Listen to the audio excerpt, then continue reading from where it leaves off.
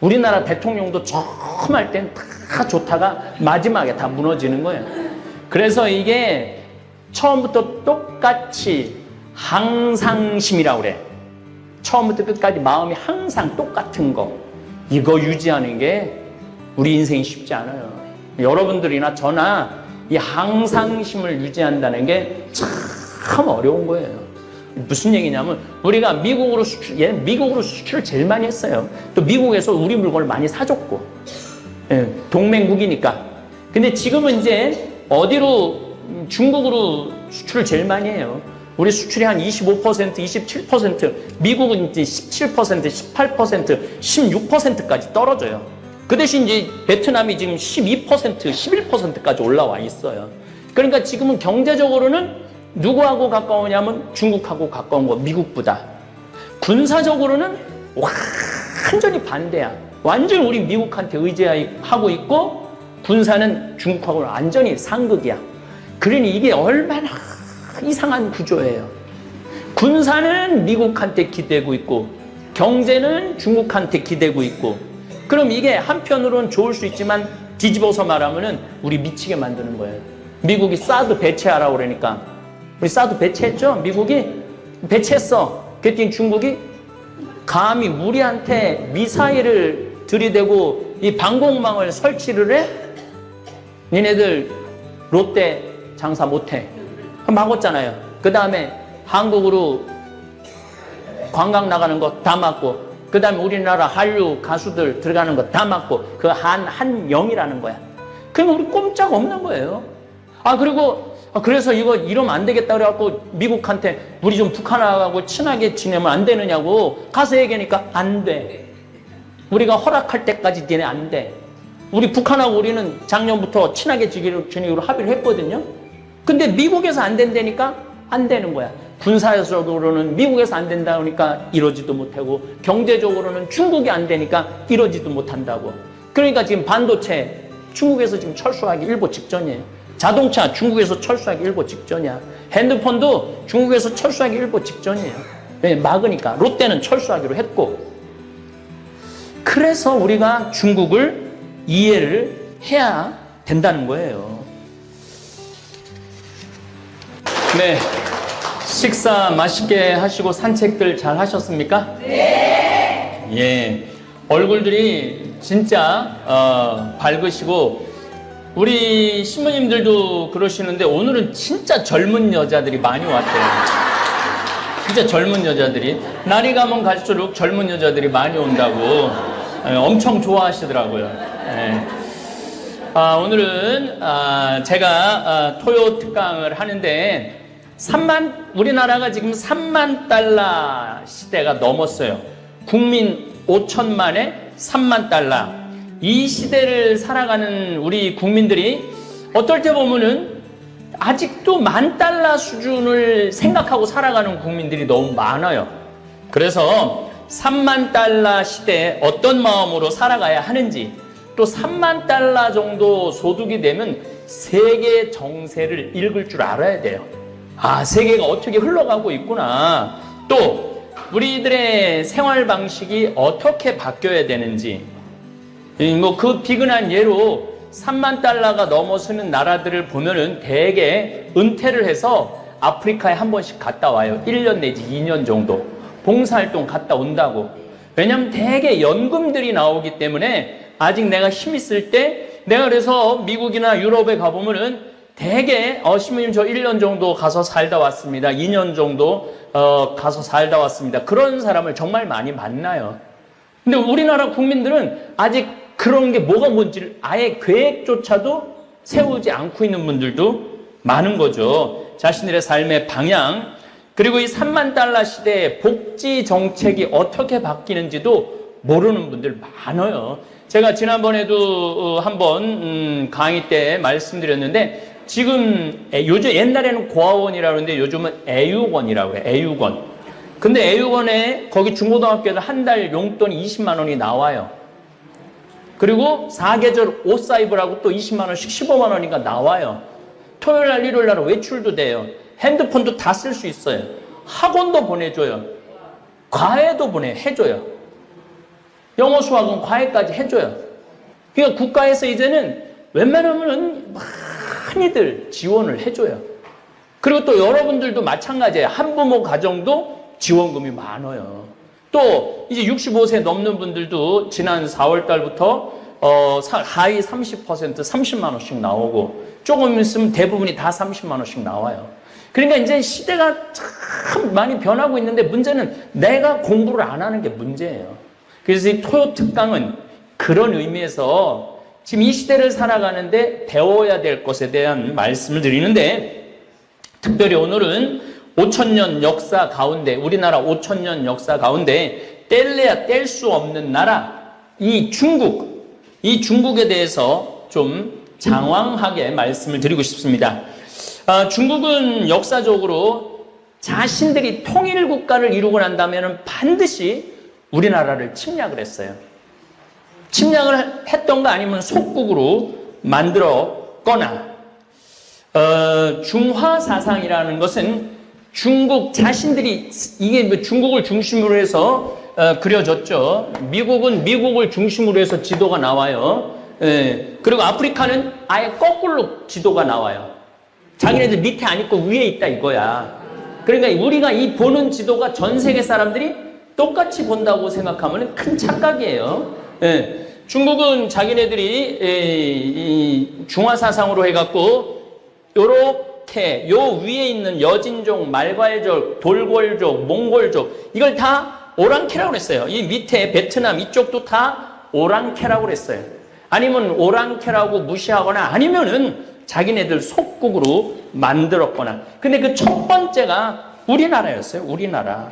중국은 사실은 역사 안에서 4대 문명 발생지입니다. 첫 번째는 어디가 문명 발생지예요? 여기 유프라테스 티그리스강. 이거 우리 성서하고 직접 연관된, 왜냐하면 아브라함 사람이 우르 사람이야. 우르 사람. 티그리스강 바로 밑에 있는 사람이에요. 그 다음에 두 번째는 이집트 나일강이 여기서부터 시작이 돼요. 그래갖고 나일강에 이것도 성서하고 직접 연관돼 있죠. 그 다음에 인도 겐지강, 인더스강 이게 인더스 문명이죠. 그리고 이 황하, 여기 히말라야에서부터 흘러내려오는 이 황하강이 바로 황하 문명이에요. 어쨌든 우리가 조금 성질이 나더라도 4대 문명 발상지 중에 하나가 황하. 우리는 한 강, 대개 강이라고 그러잖아요. 티그리스강, 유프라테스강. 근데 이 황하강은 바다도 아니고 강도 아니고 바다같이 보이기도 하고 강같이 보이기도 해서 이 하자를 쓰는 거예요. 바다 같은 강이다. 그래서 황하라는 단어를 쓰죠. 어쨌든 중국은 역사 안에서 참 많은 나라가 흥망성쇠를 이뤘습니다. 우선 뭐 천황, 지황, 인왕, 그 다음에 오제, 그래갖고 여기에 이제 요순임금이 나와요. 여러분 하나 외울 것도 없고 그냥 들어. 그 오제의 끝에 요순임금이 나와요. 요순임금 끝에 또 누가 나오냐면 무왕이 나와요. 주나라라는 것이 나오는데 그 주나라를 일으킨 사람이 강태공하고 무왕이에요. 이제 이 중국 역사상 가장 오랜 기간, 기원전 여기 정확하게는 1046년부터 256년, 900년 동안, 여긴 또 서주, 동주가 있어요. 서주 기간이 있다가 다시 동주로 옮겨가는데, 문제는 동주로 옮겨갈 때 항상 우리나라 압록강하고 연해갖고 중국이 이렇게 항상, 이게 기본이야.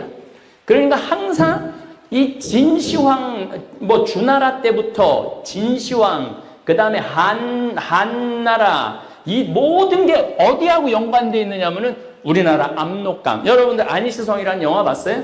여기 어딘가에 있는 성이야. 그러니까 항상 우리나라하고 연관이 안 될래야 안 될 수가 없는 게 중국이라는 나라예요. 먼 나라가 아니에요. 베이징까지 겨우 900km밖에 안 돼요.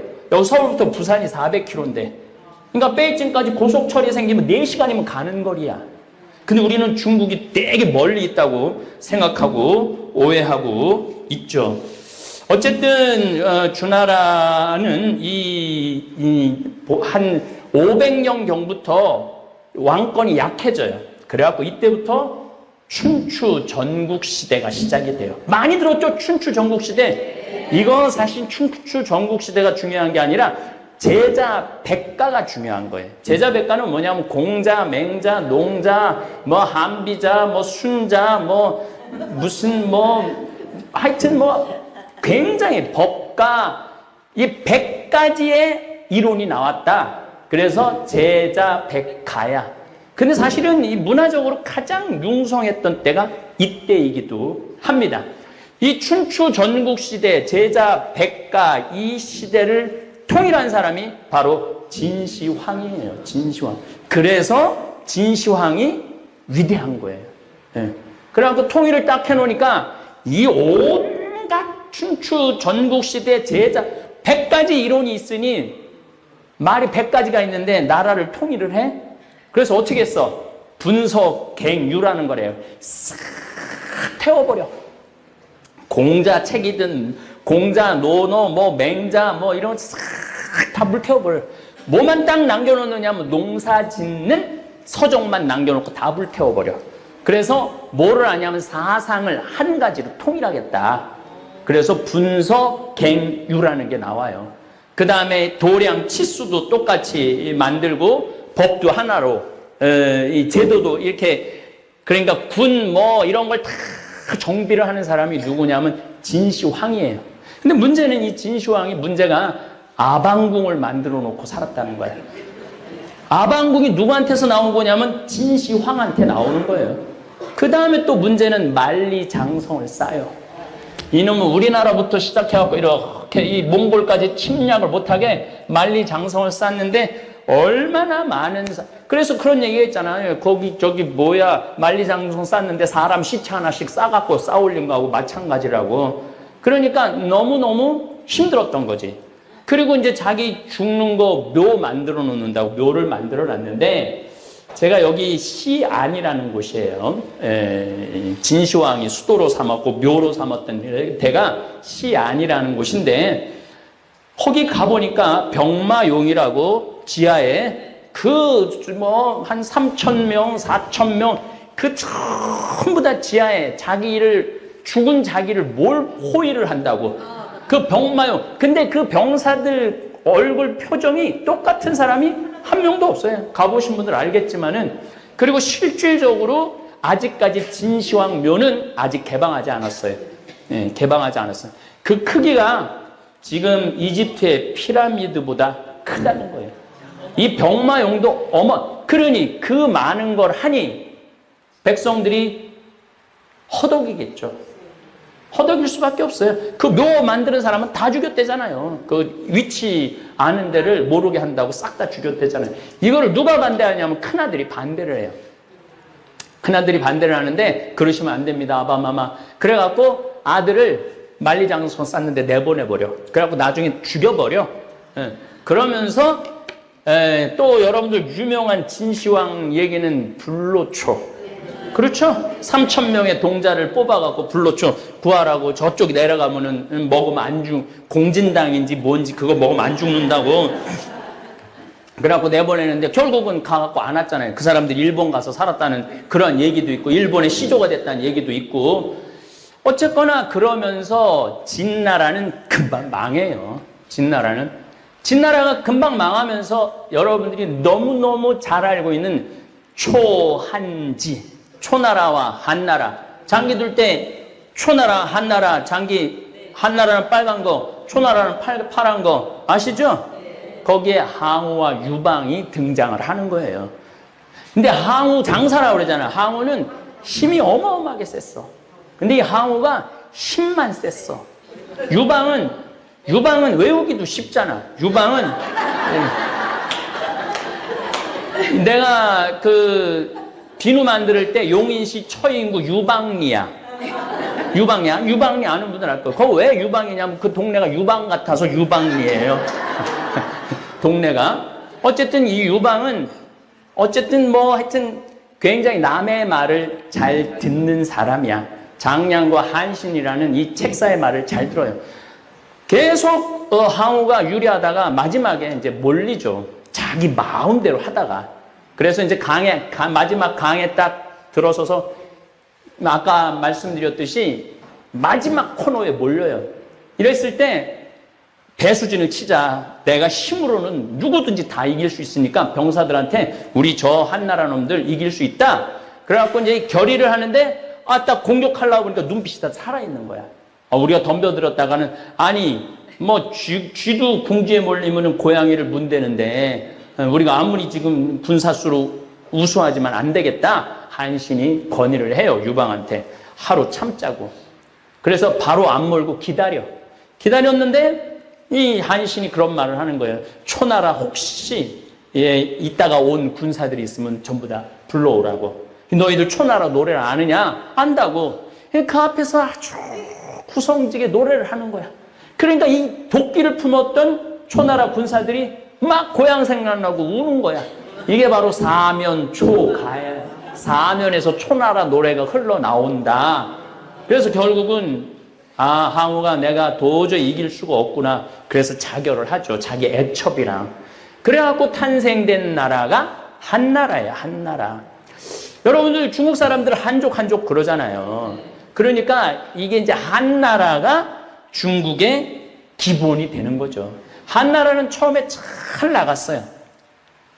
잘 나갔는데 시간이 지나면 지날수록 관료들이 부패를 하고 십상시, 이거 어서 많이 들었던 얘기죠. 몇 년 전에 한관들 10명이 황제를 주물르는 거야. 심지어 영제라고 병약한 환자가 있었는데 죽고 난 다음에 그 다음 황제를 자기네들 마음대로 막 고르는 거야.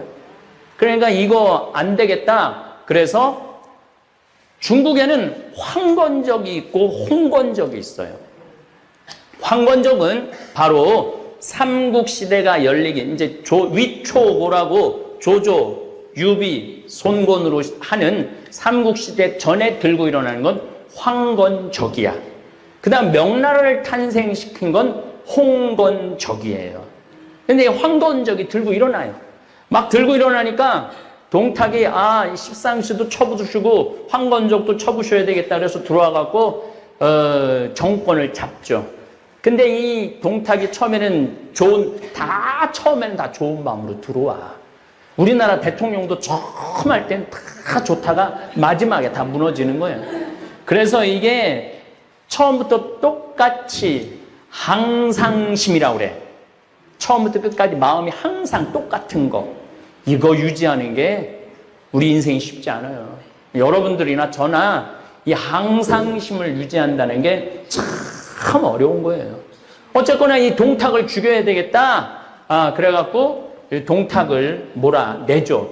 그리고 이제 펼쳐지는 게 우리가 그 유명한 삼국시대 이야기가 시작되는 거예요. 위초고, 장비, 관우, 여포, 아버지 동탁 죽이려고 그러는 여포, 이런 얘기를 여러분 쭉 중국이 이렇게 흘러나가죠. 어쨌든 사실은 조조가 결국은 삼국을 통일하지 못해요. 유비가 굉장히 삼국지에서는 주인공으로 나오지만은 조조가 굉장히 현명하고 똑똑한 사람이었다고 그래요. 결국은 사마의가 통일의 시작을 하고 그 손자 사마진이 삼국을 통일을 하죠.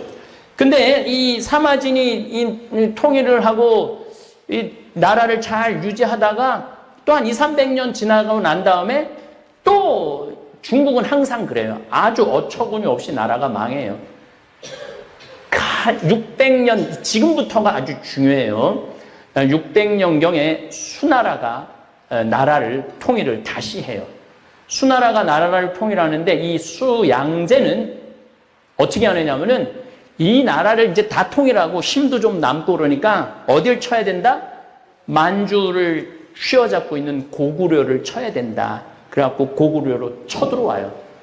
그런데 3번을 쳐들어오는데 우리 을지문덕, 이 을주문덕한테 당해갖고 이 수나라는 40년을 못 가요.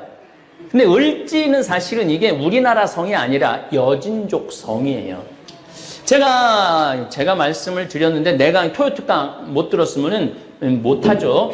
여진족은 사실 우리 지금 탈북 주민이 여기 있는데 신의주에서 탈북을 했는데 아직도 여진족하고 같이 산대요. 북한에서도 여진족은 따로 관리를 한대. 여진족이라고. 그러니까 여진족 사람들은 이 고구려하고 신라하고 그래서 싸웠을 때 통역관을 데리고 나왔대잖아요. 그러니까 우리가 생각하는 고구려는 우리 말을 같이 쓰지는 않고 그 여진족 쪽, 만주족 언어를 썼어요. 근데 우리도 지금 만주족 사람들하고 한 6개월만 같이 있으면 의사소통이 된대요. 그렇게 비슷한 말이 많대요. 어쨌거나 하여튼 을지 문덕 장군 때문에 수나라는 그 40년밖에 못하고 망하죠. 그 다음에 이제 이 당나라, 이 기가 막힌 당나라가 등장을 하죠. 당나라는 우리 신라하고 당나라하고 연합을 해서 고구려를 무너뜨리죠. 그러니까 제가 여러분들 말씀드릴 때 이 중국은요, 우리랑 뗄래야 뗄 수가 없는 나라야. 우리 정세에 항상 영향을 미쳐. 근데 신라가 통일을 하면서 이만큼을 당나라한테 줘버려요. 그러니까 원래 우리 땅 여기까지 있었는데 반 이상을 줘버린 거야. 그러니까 사실은 신라가 통일하지 말아야 되고 누가 통일을 했어야 돼? 고구려가 통일하면은 완전히 이 동북아 정세는 완전히 바뀌었겠죠. 근데 어쨌든 신라가 통일을 했어요. 그래서 어떨 때 보면은 나도 경상도 사람이지만은 마음에 안 들 때가 많아요. 마음에 안 들 때가. 어쨌든 이 당나라 시대 때는 전쟁이 없었던 시대예요. 중국 역사에 보면. 그래서 당나라 군인들은 거의 훈련을 안 해요. 그래서 좀 전차는 군인을 보면은 니네들 당나라 군대냐? 이렇게 말하는 게 바로 여기서 나와요. 여기에서 이제 알록산 그 양귀비가 등장을 하죠. 현종. 그때까지만 해도 당나라는 시안, 이 현종이 시안은 아까 진시황 묘가 있었다고 그랬죠? 그런데 이 시안에는 현종의 별장이 있었어요. 거기 온천이 나와. 기가 막히죠. 참 벌판이 내려다 보이는 게 온천이 나오면 그냥 현종하고 양귀비하고 그냥 둘이서 그냥 온갖 사랑을 다 나눴다는 거 아니에요. 그래서 현종이 굉장히 똑똑했는데 양귀비를 만나는 순간 바보가 돼버렸다고 해요. 그러니까 하여튼 똑똑한 남자는 이쁜 여자를 만나는 순간 바보가 되는 거야. 어쨌든 그렇게 다 좋은 당나라가 문화를 굉장히 많이 꽃피던 시절이에요. 이 문화가 꽃핀 시절이 몇 번 있는데 이 한나라, 당나라, 그 다음에 명나라, 최고로 꽃핀 건 청나라예요. 청나라가 최고로 문화가 꽃핀 중국 역사를 훑어보면은 어쨌든 당나라가 끝나고 난 다음에 여러분들 들은 송나라, 요나라, 금나라. 금나라는 거란족, 여진족, 만주족 사람들이에요. 그러면서 무슨 시대가 오느냐면 몽골 시대가 와요. 징기스칸한테 마지막으로 빼앗기면서 중국은 이제 원나라가 돼. 원나라가 이제 점점 더 커졌죠. 몽골족에 들어갔으니까. 우리나라는 이때 어떤 시대였느냐 하면 고려시대예요. 고려시대. 그래서 우리 뭐 충렬왕, 뭐 무슨 무슨 왕, 이게 다 누구한테 충성한다고 그러냐? 원나라한테 충성한다고 앞에 충자를 쓴 거예요. 예, 그 충자가 그 충자야. 다른 충자가 아니고. 그리고 전부 다 만주족, 몽골족 부인 얻어다가 결혼하고. 그래서 마지막 고려시대의 왕들은 우리나라 말을 못했다는 거예요. 몽골 말을 했다는 거예요. 우리나라 말을 못 알아들었던 거야. 그러니까 중국에 제가 지금 강조하는 것은 중국하고 우리나라하고 관계 없었던 나라가 아니라 거의 주인 아니면 종 아니면 침략하거나 또 원나라 때는 우리나라 침략해갖고 인지를 얼마나 많이 끌고 갔어요. 왜냐하면 이 원나라가 인구가 150만, 그러니까 몽골의 아이들이 150만도 안 됐는데 2억 명을 다스렸으니까. 그러니까 뭐가 필요해? 여자가 필요한 거, 인구를 늘리려면은. 그래서 그렇게 많이 끌려갔던 거죠. 어쨌건 이 원나라 끝에는 이제 주원장이라는 여러분들 이름 많이 들어서 명나라가 이제 등장을 하죠. 요때는 홍건적이야. 홍건적. 그래갖고 명교, 무협지에 보면 여러분들 뭐 태평교, 명교, 나 무당파 뭐 그런 얘기 많이 들었죠? 백년, 그러니까 이건 명교하고 백령교도하고 합쳐갖고 나라를 세운 게 명나라예요. 그래서 여러분들 무협지 읽어보면은 소림사, 무당, 태백산의 누구, 어쩌고 저쩌고 이런 게 다 민속 종교하고 연결돼 있어요. 우리나라도 지금도 민속 종교하고 연결된 종교들이 굉장히 많죠. 그리고 알게 모르게 우리나라 정치에 많은 영향을 미치죠. 근데 문제는 명나라는 우리를 속국으로 삼았어요. 그래서 이성계가 왕이 되고도 왕주의를 한동안 못 받아. 3년 동안. 너는 반란으로 돼갖고 너는 왕으로 인정할 수 없다. 3년을 기다려요. 그래서 우리가 명칭 중에 알아야 되는 게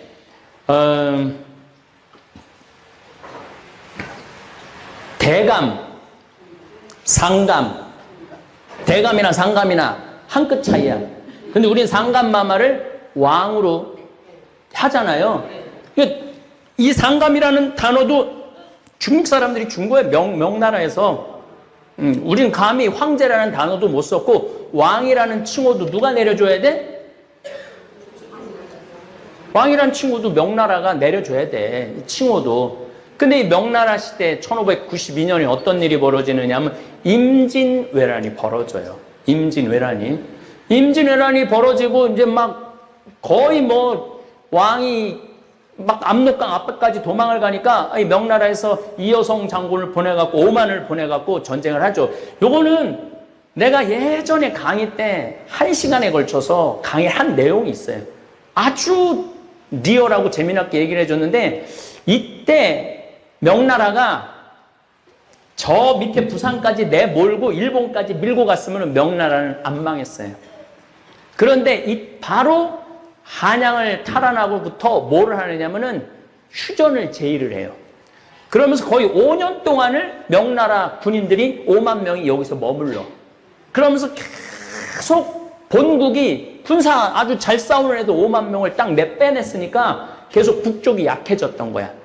그래서 얼마 버티지 못하고 누구한테 나라를 뺏겼냐면 만주족한테 나라를 뺏겨요. 그게 바로 청나라예요. 청나라가 바로 되면서 임진왜란 다음에 바로 온 게 병자호란이잖아. 이건 왜란이고 저건 호란이잖아요. 병자호란. 이때부터는 청나라. 그러니까 너희들 우리한테 형님 나라로 해라. 우리는 명나라하고 의리를 지켜야. 벌써 게임 끝났는데 우리는 명나라한테 의리를 지켜야 된다. 아직도 정신을 못 차리는구나. 그러고 밀고 내려오는 게 병자호란이에요. 그때 역사학자들마다 인원수가 다르지만 우리나라 남자는 거의 안 데려가고 그때도 150만 명의 만주족이 1억 5천만 명의 한족을 지배했다는 거예요. 그러니까 중국 사람들이 무서울 게 아니야. 조금만 하면은 먹을 수가 있어. 내가 늘 얘기했지만 일본도 만주까지 먹었어요. 일본도, 영국도, 아까 영국 그려달라고 그러니 영국도 아편전쟁으로 중국 거의 먹어갖고 항복해갖고 홍콩하고 여기저기 내줬잖아요. 홍콩하고 카지노 있는데 마카오를 내줬잖아요. 100년 쓰라고. 그런데 만주도 중국을 먹었고 몽고도 중국을 먹었고 일본도 중국을 먹었는데 우리나라만 중국을 못 먹은 거예요. 그러니까 조금만 정신 차리면은 먹을 수도 있다는 얘기죠. 너무 위험한 발언을 했나? 나는 먹어서도 안 되고 먹을 필요도 없다고 생각하지만 중국을 무서워할 필요도 없다는 거예요. 중국을 무서워할 필요도 없어요. 어쨌거나 이 청나라는 이렇게 지금 여러분들 4,000년을 지금 25분에 지금 배우고 있는 거예요. 어쨌거나 하여튼 이 청나라는 정말로 문화적으로 융성했던 나라예요. 그런데 문제는 점점 1800년 오면서 아편을 하고 시작하면서 이 제국주의를 이해를 못했던 거예요. 제국주의를. 요때는 막 제국주의가 막 나올 때 청나라는 누가 난리를 쳤느냐면 서태후가 48년을 집권을 해요. 그러니까 이 여자가 여자를 무시하는 게 아니라 이 서태후는 또 남성 편력이 너무너무 심했던 황후예요. 그러니 이게 뭐가 될 게 뭐 있어. 그래갖고 청일전쟁은 또 여러분들 잘 알죠. 동학혁명 일어나고 나서 고종이 이게 곧 있으면 죽을 것 같단 말이야. 그러니까 청나라한테 우리 좀 지켜달라고. 그래갖고 7,000명을 파견을 해요. 그러니까 일본 애들이 우리도 이거 우리 그 시모노세키 조약을 통해서 먹을 수가 있게 돼 있었거든요. 그러니까 우리도 들어가야 되겠다. 그래갖고 요건 시모노세키 조약은 그 다음의 일이지만은 하여튼 전쟁을 해갖고 어마어마한 중국에서 배를 갖고 나왔는데 포가 좋았는데 포알이 없었던 거야. 배도 크고 이 서편제가 다 끌어다 쓰는 바람에 이화원 만들고 사치하고 향락하고 그러는 바람에 청나라는 1912년에 끝나요. 그러니까 우리나라하고 거의 같이 명을 하죠. 그리고 끝나고 난 다음에 막 별게 다 생겨요. 근데 결국은 국민당의 장제스라고 그러죠. 원래 이름이 장제스예요. 공산당의 마오쩌둥하고 결국은 서로 싸워요. 이제 권력을 가지고. 그러다가 1949년에 결국은 마오쩌둥이 이기죠. 장제스는 대만으로 도망가고. 그래갖고 1949년에 공산당이 이제 중국 공산당이 탄생을 하는 거예요. 이렇게 중국의 역사가 흘러왔죠. 근데 49년에 자기네들이 내전을 통해서 공산당이 정권을 잡았는데 1950년에 6.25가 터져요. 6.25가 터지니까 압록강까지 우리가 밀고 올라갔을 때 마오쩌둥은 순망치한이라는 말을 써요. 입술이 없으면 이가 시리다고. 북한이라는 요게 없어지면은 바로 우리가 미국이라는 나라, 우린 공산주의고 미국이 민주주의인데, 그러니까 정말로 잘 싸우는 군인들 90만 명을 파견을 하죠. 아무것도 안 보내고 여기 옥수수하고 쌀가루만 딱 져서 총 한 자로 해갖고 밤에만 움직이는 거야. 그렇게 많은 사람이 들어올 줄은 꿈에도 몰랐던 거지. 예. 그 바람에 일사후퇴라는 게 생긴 거예요. 이것도 결국은 누구 얘기냐면 중국하고 우리 얘기예요. 그러니까 우리 역사 안에서 일본을 뗄래야 뗄 수 없지만은 중국도 뗄래야 뗄 수 없는 나라야. 그렇다면 중국을 이해해야 돼.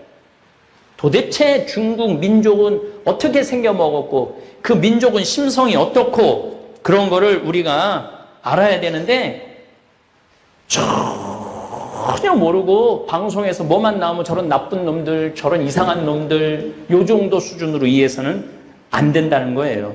결국 지금도 중국은 공산주의고 대한민국은 민주주의지만 중국은 대미 수출은 중국에 밀려 2위로 떨어졌어요. 네, 식사 맛있게 하시고 산책들 잘 하셨습니까? 네. 예, 얼굴들이 진짜 밝으시고 우리 신부님들도 그러시는데 오늘은 진짜 젊은 여자들이 많이 왔대요. 진짜 젊은 여자들이 날이 가면 갈수록 젊은 여자들이 많이 온다고 엄청 좋아하시더라고요. 예. 오늘은 제가 토요 특강을 하는데 우리나라가 지금 3만 달러 시대가 넘었어요. 국민 5천만에 3만 달러. 이 시대를 살아가는 우리 국민들이 어떨 때 보면은 아직도 10,000달러 수준을 생각하고 살아가는 국민들이 너무 많아요.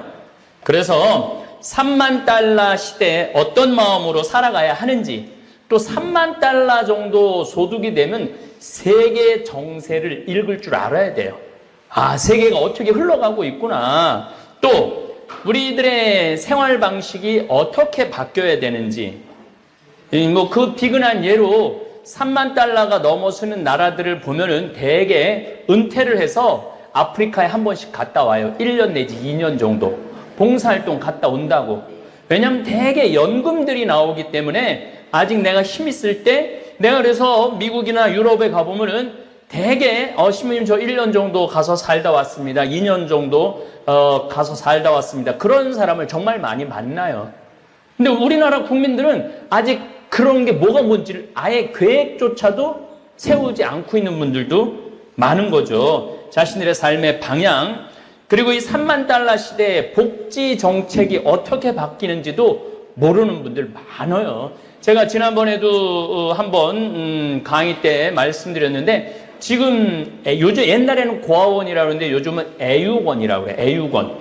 근데 애육원에 거기 중고등학교에서 한 달 용돈이 20만 원이 나와요. 그리고 4계절 옷 사입으라고 또 20만 원씩 15만 원이니까 나와요. 토요일 날 일요일 날 외출도 돼요. 핸드폰도 다 쓸 수 있어요. 학원도 보내줘요.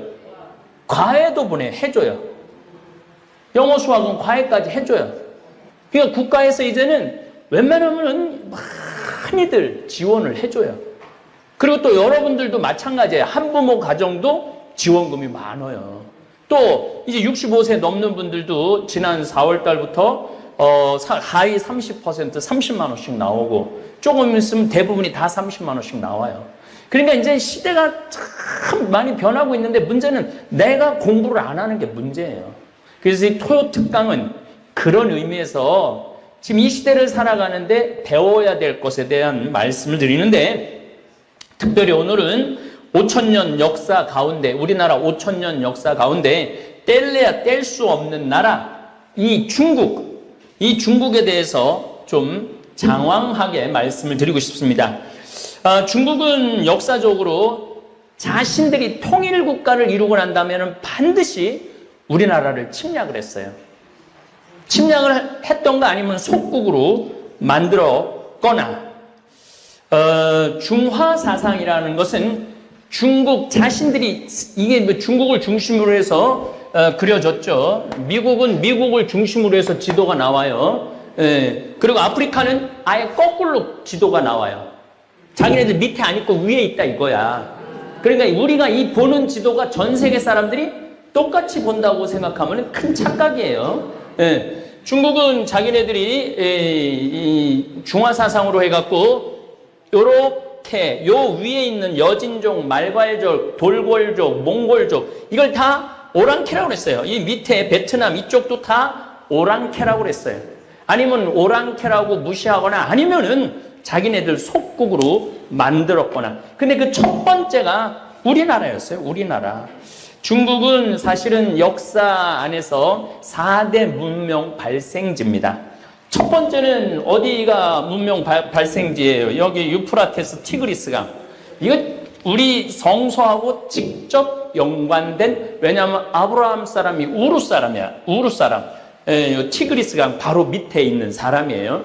그 다음에 두 번째는 이집트 나일강이 여기서부터 시작이 돼요.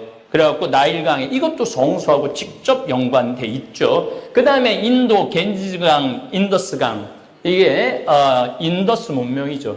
그리고 이 황하 여기 히말라야에서부터 흘러내려오는 이 황하강이 바로 황하 문명이에요. 어쨌든 우리가 조금 성질이 나더라도 4대 문명 발상지 중에 하나가 황하.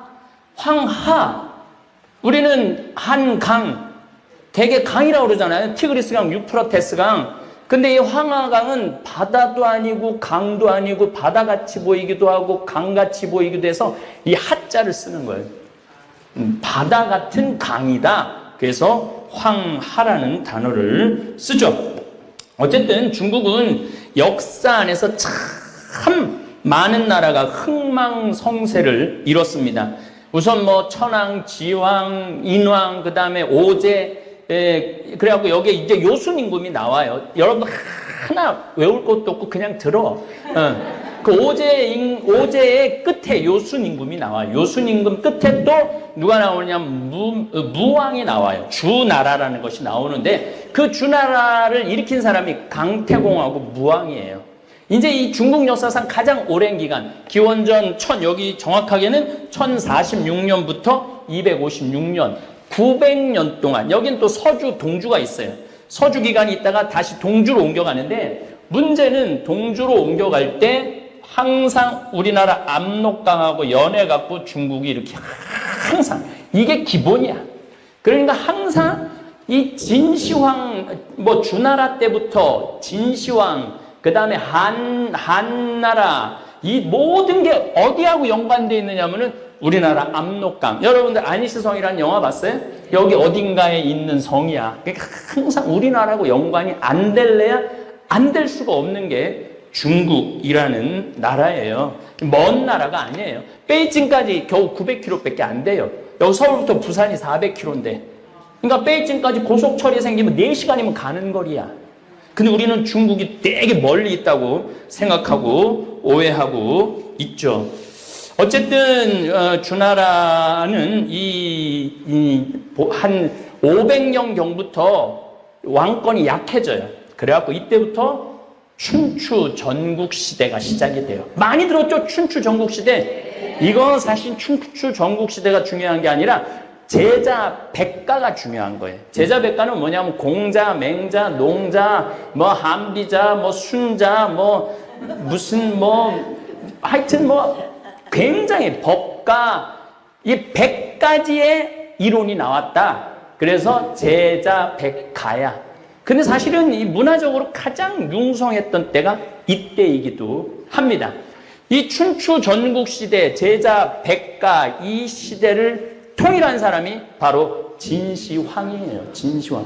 그래서 진시황이 위대한 거예요. 예. 그래갖고 통일을 딱 해놓으니까 이 온갖 춘추 전국시대 제자 100가지 이론이 있으니 말이 100가지가 있는데 나라를 통일을 해? 그래서 어떻게 했어? 분서갱유라는 거래요. 싹 태워버려. 공자 책이든 공자, 노노, 맹자, 이런 거 싹 다 불태워버려. 뭐만 딱 남겨놓느냐면 농사 짓는 서적만 남겨놓고 다 불태워버려. 그래서 뭐를 하냐면 사상을 한 가지로 통일하겠다. 그래서 분서갱유라는 게 나와요. 그 다음에 도량, 치수도 똑같이 만들고 법도 하나로, 이 제도도 이렇게, 그러니까 군 이런 걸 다 정비를 하는 사람이 누구냐면 진시황이에요. 근데 문제는 이 진시황이 문제가 아방궁을 만들어 놓고 살았다는 거예요. 아방궁이 누구한테서 나온 거냐면 진시황한테 나오는 거예요. 그 다음에 또 문제는 만리장성을 쌓아요. 이놈은 우리나라부터 시작해갖고 이렇게 이 몽골까지 침략을 못하게 만리장성을 쌓는데 얼마나 많은 그래서 그런 얘기 했잖아요. 만리장성 쌓는데 사람 시체 하나씩 싸갖고 쌓아올린 거하고 마찬가지라고. 그러니까 너무너무 힘들었던 거지. 그리고 이제 자기 죽는 거 묘 만들어 놓는다고 묘를 만들어 놨는데, 제가 여기 시안이라는 곳이에요. 진시황이 수도로 삼았고 묘로 삼았던 데가 시안이라는 곳인데, 거기 가보니까 병마용이라고 지하에 한 3,000명, 4,000명 전부 다 지하에 죽은 자기를 호의를 한다고. 그 병마용. 근데 그 병사들 얼굴 표정이 똑같은 사람이 한 명도 없어요. 가보신 분들 알겠지만은. 그리고 실질적으로 아직까지 진시황 묘는 아직 개방하지 않았어요. 개방하지 않았어요. 그 크기가 지금 이집트의 피라미드보다 크다는 거예요. 이 병마용도 그러니 그 많은 걸 하니 백성들이 허덕이겠죠. 허덕일 수밖에 없어요. 그 묘 만드는 사람은 다 죽였대잖아요. 그 위치 아는 데를 모르게 한다고 싹 다 죽였대잖아요. 이거를 누가 반대하냐면 큰아들이 반대를 해요. 큰아들이 반대를 하는데 그러시면 안 됩니다. 아바마마. 그래갖고 아들을 만리장성 쌓는데 내보내버려. 그래갖고 나중에 죽여버려. 그러면서 또 여러분들 유명한 진시황 얘기는 불로초. 그렇죠? 3,000명의 동자를 뽑아갖고 불로초 구하라고 저쪽에 내려가면은 먹으면 안 공진당인지 뭔지 그거 먹으면 안 죽는다고. 그래갖고 내보내는데 결국은 가갖고 안 왔잖아요. 그 사람들이 일본 가서 살았다는 그런 얘기도 있고 일본의 시조가 됐다는 얘기도 있고 어쨌거나 그러면서 진나라는 금방 망해요. 진나라가 금방 망하면서 여러분들이 너무너무 잘 알고 있는 초한지, 초나라와 한나라. 장기 둘 때 초나라, 한나라, 장기, 한나라는 빨간 거, 초나라는 파란 거 아시죠? 거기에 항우와 유방이 등장을 하는 거예요. 근데 항우 장사라고 그러잖아. 항우는 힘이 어마어마하게 셌어. 근데 이 항우가 힘만 셌어. 유방은 외우기도 쉽잖아. 유방은 내가 그 비누 만들 때 용인시 처인구 유방리야. 유방리 아는 분들 알 거예요. 그거 왜 유방이냐면 그 동네가 유방 같아서 유방리예요. 동네가. 어쨌든 이 유방은 어쨌든 뭐 하여튼 굉장히 남의 말을 잘 듣는 사람이야. 장량과 한신이라는 이 책사의 말을 잘 들어요. 계속 항우가 유리하다가 마지막에 이제 몰리죠. 자기 마음대로 하다가. 그래서 이제 마지막 강에 딱 들어서서 아까 말씀드렸듯이 마지막 코너에 몰려요. 이랬을 때 배수진을 치자. 내가 힘으로는 누구든지 다 이길 수 있으니까 병사들한테 우리 저 한나라 놈들 이길 수 있다. 그래갖고 이제 결의를 하는데 딱 공격하려고 보니까 눈빛이 다 살아있는 거야. 우리가 덤벼들었다가는 아니 뭐 쥐도 궁지에 몰리면 고양이를 문대는데 우리가 아무리 지금 군사수로 우수하지만 안 되겠다. 한신이 건의를 해요. 유방한테. 하루 참자고. 그래서 바로 안 몰고 기다렸는데 이 한신이 그런 말을 하는 거예요. 초나라 혹시 이따가 온 군사들이 있으면 전부 다 불러오라고. 너희들 초나라 노래를 아느냐? 안다고. 그 앞에서 아주 구성지게 노래를 하는 거야. 그러니까 이 도끼를 품었던 초나라 군사들이 막 고향 생각나고 우는 거야. 이게 바로 사면초가야. 사면에서 초나라 노래가 흘러나온다. 그래서 결국은 항우가 내가 도저히 이길 수가 없구나. 그래서 자결을 하죠. 자기 애첩이랑. 그래갖고 탄생된 나라가 한나라예요. 한나라. 여러분들 중국 사람들 한족 그러잖아요. 그러니까 이게 이제 한나라가 중국의 기본이 되는 거죠. 한나라는 처음에 잘 나갔어요. 잘 나갔는데 시간이 지나면 지날수록 관료들이 부패를 하고 십상시, 이거 어서 많이 들었던 얘기죠. 한 몇 년 전에 한관들 10명이 황제를 주물르는 거야. 심지어 영제라고 병약한 환자가 있었는데 죽고 난 다음에 그 다음 황제를 자기네들 마음대로 막 고르는 거야. 그러니까 이거 안 되겠다. 그래서 중국에는 황건적이 있고 홍건적이 있어요. 황건적은 바로 삼국시대가 열리기, 이제 위초고라고 조조, 유비, 손곤으로 하는 삼국시대 전에 들고 일어나는 건 황건적이야. 그 다음 명나라를 탄생시킨 건 홍건적이에요. 근데 황건적이 들고 일어나요. 막 들고 일어나니까 동탁이 십상시도 쳐부수시고 황건적도 쳐부셔야 되겠다 그래서 들어와갖고 정권을 잡죠. 근데 이 동탁이 처음에는 처음에는 다 좋은 마음으로 들어와. 우리나라 대통령도 처음 할 땐 다 좋다가 마지막에 다 무너지는 거예요. 그래서 이게 처음부터 똑같이 항상심이라고 그래. 처음부터 끝까지 마음이 항상 똑같은 거. 이거 유지하는 게 우리 인생이 쉽지 않아요. 여러분들이나 저나 이 항상심을 유지한다는 게 참 어려운 거예요. 어쨌거나 이 동탁을 죽여야 되겠다. 그래갖고 동탁을 몰아내죠. 그리고 이제 펼쳐지는 게 우리가 그 유명한 삼국시대 이야기가 시작되는 거예요.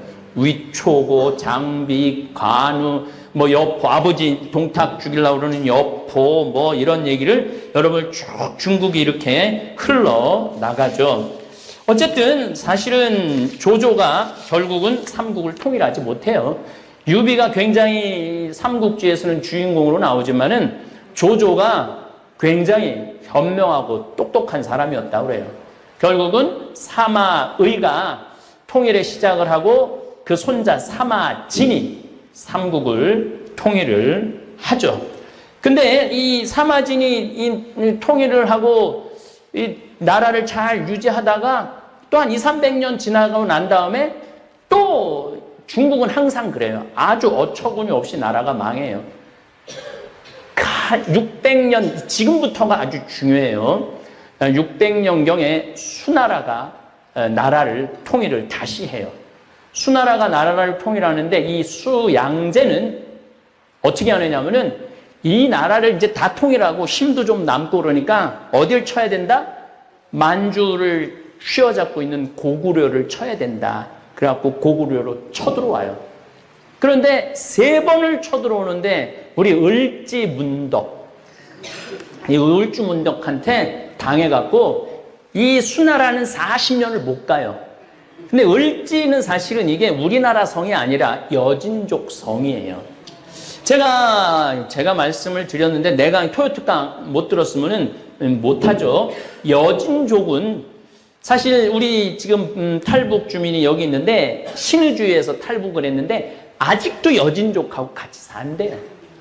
북한에서도 여진족은 따로 관리를 한대. 여진족이라고. 그러니까 여진족 사람들은 이 고구려하고 신라하고 그래서 싸웠을 때 통역관을 데리고 나왔대잖아요.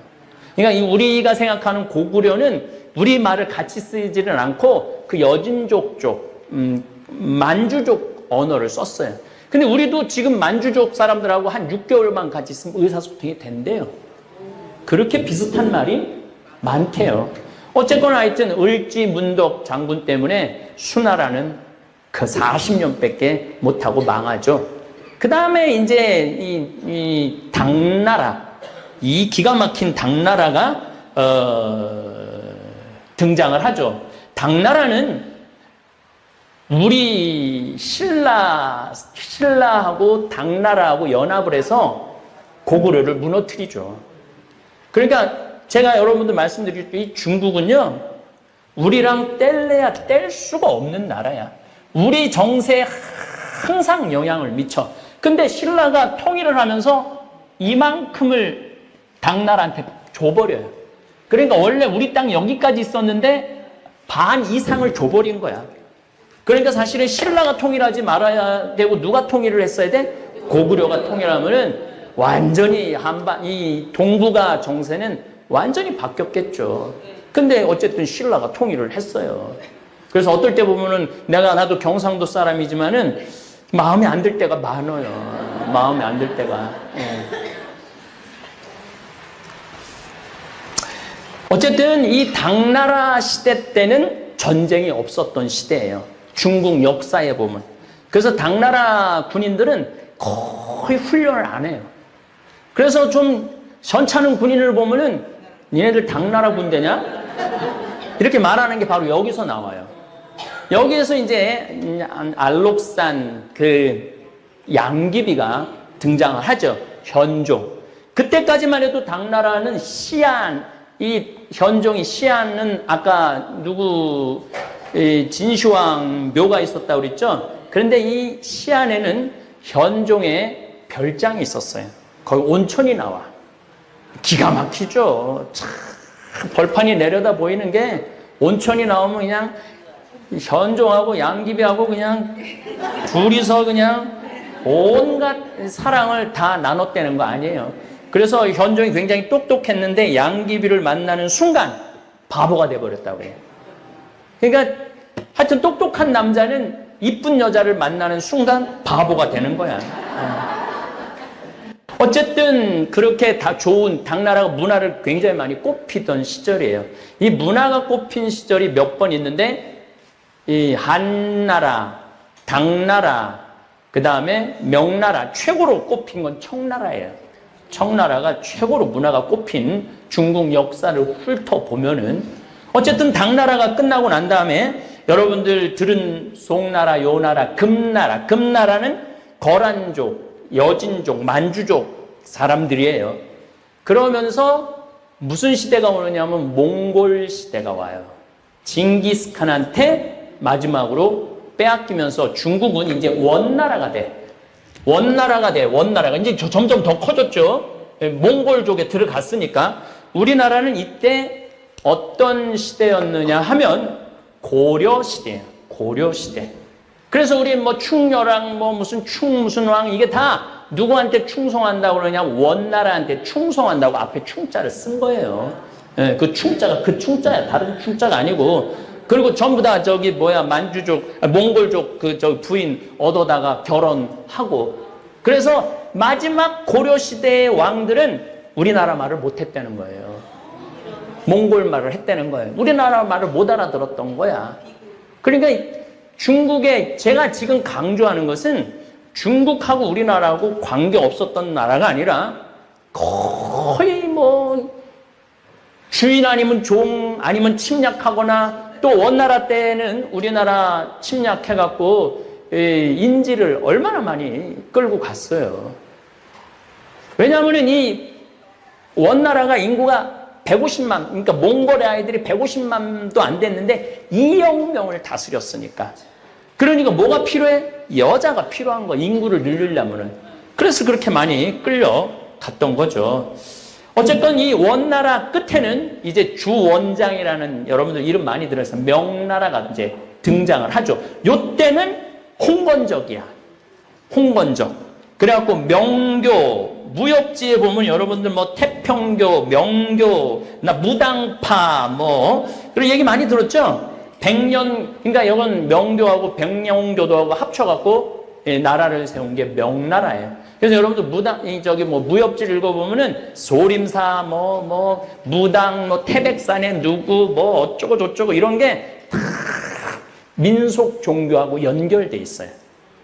우리나라도 지금도 민속 종교하고 연결된 종교들이 굉장히 많죠.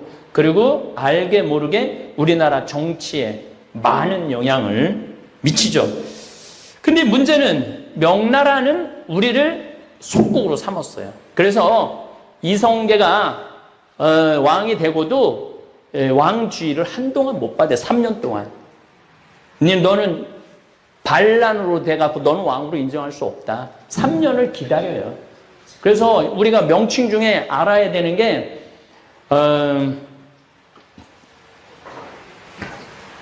대감, 상감.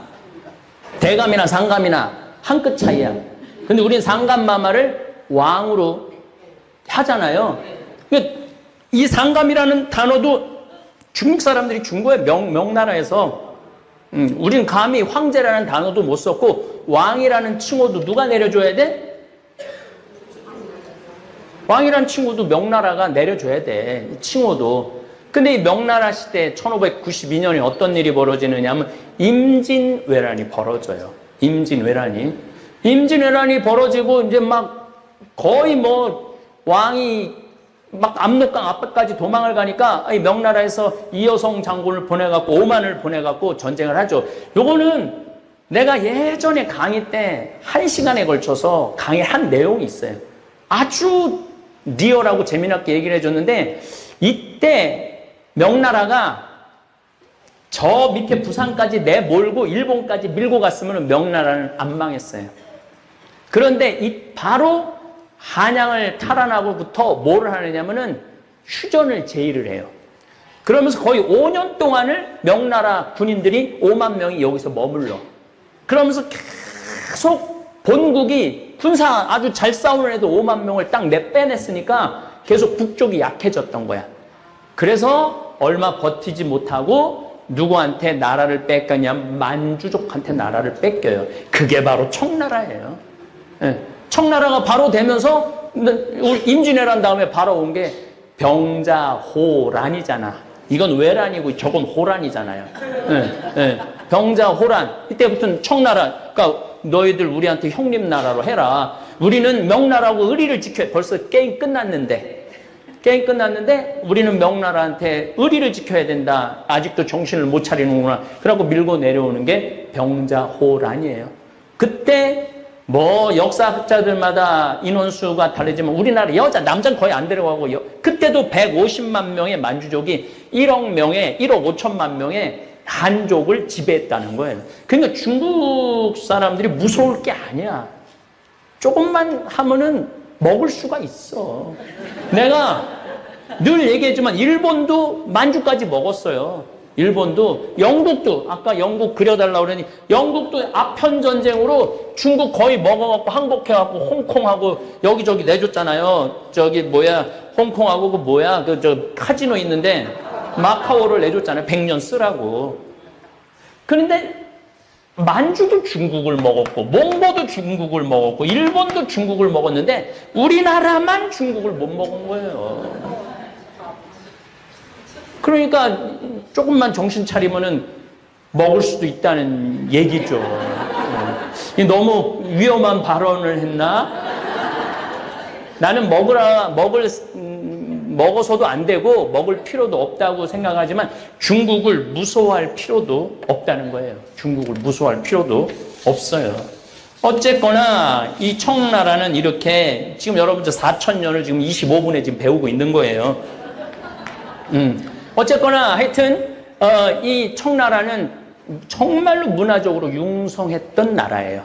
그런데 문제는 점점 1800년 오면서 아편을 하고 시작하면서 이 제국주의를 이해를 못했던 거예요. 제국주의를. 요때는 막 제국주의가 막 나올 때 청나라는 누가 난리를 쳤느냐면 서태후가 48년을 집권을 해요. 그러니까 이 여자가 여자를 무시하는 게 아니라 이 서태후는 또 남성 편력이 너무너무 심했던 황후예요. 그러니 이게 뭐가 될 게 뭐 있어. 그래갖고 청일전쟁은 또 여러분들 잘 알죠. 동학혁명 일어나고 나서 고종이 이게 곧 있으면 죽을 것 같단 말이야. 그러니까 청나라한테 우리 좀 지켜달라고 그래갖고 7,000명을 파견을 해요. 그러니까 일본 애들이 우리도 이거 우리 그 시모노세키 조약을 통해서 먹을 수가 있게 돼 있었거든요. 그러니까 우리도 들어가야 되겠다. 그래갖고 해갖고 이건 시모노세키 조약은 그 다음의 일이지만은 하여튼 전쟁을 해갖고 어마어마한 중국에서 배를 갖고 나왔는데 포가 좋았는데 포알이 없었던 거야. 배도 크고 이 서편제가 다 끌어다 쓰는 바람에 이화원 만들고 사치하고 향락하고 그러는 바람에 청나라는 1912년에 끝나요. 그러니까 우리나라하고 거의 같이 명을 하죠. 그리고 끝나고 난 다음에 막 별게 다 생겨요. 근데 결국은 국민당의 장제스라고 그러죠. 원래 이름이 장제스예요. 공산당의 마오쩌둥하고 결국은 서로 싸워요. 이제 권력을 가지고. 그러다가 1949년에 결국은 마오쩌둥이 이기죠. 장제스는 대만으로 도망가고. 그래갖고 1949년에 공산당이 이제 중국 공산당이 탄생을 하는 거예요. 이렇게 중국의 역사가 흘러왔죠. 근데 49년에 자기네들이 내전을 통해서 공산당이 정권을 잡았는데 1950년에 6.25가 터져요. 6.25가 터지니까 압록강까지 우리가 밀고 올라갔을 때 마오쩌둥은 순망치한이라는 말을 써요. 입술이 없으면 이가 시리다고. 북한이라는 요게 없어지면은 바로 우리가 미국이라는 나라, 우린 공산주의고 미국이 민주주의인데, 그러니까 정말로 잘 싸우는 군인들 90만 명을 파견을 하죠. 아무것도 안 보내고 여기 옥수수하고 쌀가루만 딱 져서 총 한 자로 해갖고 밤에만 움직이는 거야. 그렇게 많은 사람이 들어올 줄은 꿈에도 몰랐던 거지. 그 바람에 일사후퇴라는 게 생긴 거예요. 이것도 결국은 누구 얘기냐면 중국하고 우리 얘기예요. 그러니까 우리 역사 안에서 일본을 뗄래야 뗄 수 없지만은 중국도 뗄래야 뗄 수 없는 나라야. 그렇다면 중국을 이해해야 돼. 도대체 중국 민족은 어떻게 생겨먹었고 그 민족은 심성이 어떻고 그런 거를 우리가 알아야 되는데 전혀 모르고 방송에서 뭐만 나오면 저런 나쁜 놈들, 저런 이상한 놈들 요 정도 수준으로 이해해서는 안 된다는 거예요. 결국 지금도 중국은 공산주의고 대한민국은 민주주의지만 중국은 대미 수출은 중국에 밀려 2위로 떨어졌어요. 처음엔 기대조차 하지 않았습니다. 하지만 보면 볼수록 놀라운 경우가 있습니다. 그 사람에게서 느낀 첫인상과 다른 느낌을 받는 그런 경우입니다. 살면서 정말 많은 사람을 만나다 보면 나이가 들수록 다른 사람과는 달리 유독 고급스럽고 속칭 귀티가 나는 사람들이 있습니다. 저도 그런 분들을 가끔 보는데요. 예전에 만났던 사람들 중에 나이는 저보다 어리지만 함부로 대해지지가 않고 마음이 숙여지는 사람이 있었습니다. 그래서 참 이상하다. 이 사람의 어떤 점이 이렇게 만드는 걸까 궁금했습니다. 보통 경제적인 여유나 외적인 부분에서 귀티난다 이렇게 말하기도 하는데 그렇게 잘생기거나 예쁜 외모도 아니었습니다. 이처럼 외적으로는 평범하지만 대화를 나누면서 상대방에 대한 호감이 높아진 경우가 한 번쯤은 다들 있으실 겁니다. 그런데 이런 분들을 오래 지켜보다 보니 공통적인 특징이 있었습니다. 어떤 사람들이 이렇게 귀티가 나는 걸까요? 우리도 이러한 특징들을 알고 자신의 것으로 만든다면 누구나 귀티를 가질 수 있습니다. 현재의 모습은 과거에 내가 마음먹었던 것들과 행동한 것들이 누적되어 온 결과입니다. 마찬가지로 지금부터라도 귀티나는 마음가짐과 행동을 쌓아간다면 나이를 먹을수록 귀티나는 사람이 될 것입니다. 여러분은 귀티나는 사람인가요? 이 영상을 보고 계신 분들은 적어도 마음만은 귀티나는 사람이 될 준비가 된 것입니다. 귀티나는 사람이 되는 방법은 돈 버는 습관과도 비슷한 부분이 많은데요. 이 영상을 끝까지 시청하신다면 더 자신감 있는 노후를 보내시게 될 것입니다. 나이 들수록 고급스럽고 귀티나는 사람들의 특징 6가지 바로 시작하겠습니다. 첫 번째로 귀티나는 사람들은 그들이 하는 말에서부터 느껴집니다. 인간관계에서 대부분의 사건은 말에서 생기지요. 그럼에도 불구하고 이 말의 중요성을 인식하지 못하고 함부로 말을 내뱉는 분들도 굉장히 많습니다. 말끝마다 욕을 하거나 경박한 비속어를 자주 쓰는 사람이 귀티가 나진 않겠죠. 보통은 말을 강조하거나 재미있게 하려고 비속어를 쓰기도 하는데 제가 본 귀티나는 사람들은 상스러운 단어를 거의 사용하지 않더라고요. 욕이나 상스러운 말, 불쾌한 말투는 직접적으로 사람의 격을 떨어뜨립니다. 그래서 가벼운 사람으로 느껴지고 말의 무게감이 떨어지는 것이죠. 그보다는 가벼운 유머로 남들을 재미나게 합니다. 유머도 남을 비하해서 웃기는 유머가 아니라 관점을 살짝 비틀어 보거나 남을 치켜 세워주면서도 재치 있게 하거나 상황을 우습게 재해석하는 방식으로 고급스럽게 구사합니다. 국민 MC인 유재석 씨 같은 경우도 이런 스타일의 진행 방식을 사용하죠. 또 이런 분들은 언성을 높이는 경우가 거의 없습니다. 심지어는 화가 났을 때조차도 차분하고 조곤조곤하게 말을 하죠. 그만큼 본인의 감정 조절이 잘 된다는 의미이기도 합니다. 또 말투도 귀티에 어느 정도는 영향을 줍니다. 말을 더듬거나 어리숙하게 하거나 너무 빠르거나 느리거나 악센트가 강하고 투박하거나 횡설수설하면 아무래도 품위가 떨어지게 되죠. 귀티나는 분들은 자신의 생각을 잘 정리해서 좋은 어조로 얘기합니다. 말에 대해서는 개인적으로 특이했던 경험도 있습니다. 예전에 어떤 연세 드신 분인데 음담패설 같은 유머를 하는데도 전혀 상스럽지 않고 품위 있게 느껴지는 분이 있었는데요. 보통 야한 농담을 하는 분들은 그런 끈적거리거나 음탕한 것을 즐기기 때문에 격이 좀 떨어져 보일 수가 있죠. 그런데 이분은 마음에 그런 끈적거림이 전혀 없이 뽀송뽀송한데 그런 우스운 상황만 가져와서 그런 말을 하는 것이더라고요. 같은 말이더라도 어떤 마음으로 하냐에 따라서 다르게 느껴진다는 것을 경험했습니다. 두 번째로 귀티나는 사람들은 기본적으로 자기 관리를 잘하는 분들입니다. 물론 외모가 귀티의 많은 부분을 결정하는 것은 아닙니다. 하지만 수염이 거뭇거뭇하게 나 있거나 머리가 떡져 있는데 귀티가 나긴 어렵겠죠. 기본적으로 밝은 낯빛과 건강하게 보이는 사람에게서 귀티가 느껴지게 됩니다. 이런 것들은 꾸준한 자기관리에서 드러나게 되는데요. 폭식이나 야식을 하지 않고 건강한 음식을 먹는 습관, 잠을 일정한 시간에 잘 자는 습관 등이 모여서 그 사람의 외모를 결정하게 됩니다. 타고난 미남 미녀는 아니더라도 자기관리가 잘 되신 분들은 누가 봐도 편안한 인상을 가지고 있는 경우가 많습니다. 결국 자신의 마음 상태가 얼굴에 그대로 드러난다는 것입니다. 또 귀티나는 사람은 외모와 옷차림이 깔끔하고 단정합니다. 비싼 명품이나 보석을 걸쳐 풍기는 화려함과는 전혀 다른 은은한 고급스러움입니다. 그리고 때와 장소에 맞게 옷을 입습니다. 상견례나 결혼식, 명절 등 어느 정도 격식을 갖추어야 하는 자리에 색이 바랜 셔츠나 보풀이 일어나 지저분해 보이는 옷을 입고 간다면 귀티와는 멀어 보일 것입니다. 실제로 옷차림에 따라 사람의 걸음걸이나 행동도 달라진다고 합니다. 인간은 시각적 동물이기 때문에 외모로부터 받아들이는 정보가 많은 부분을 차지합니다. 매일 청결하게 씻은 몸과 깨끗하게 세척한 옷, 건강한 신체 이러한 모습들이 바로 귀티의 시작입니다. 깔끔하고 정돈된 외모와 단정한 옷차림은 귀티가 나는데 도움을 주는 기본 원칙입니다. 세 번째로 귀티나는 사람들은 선을 넘지 않습니다.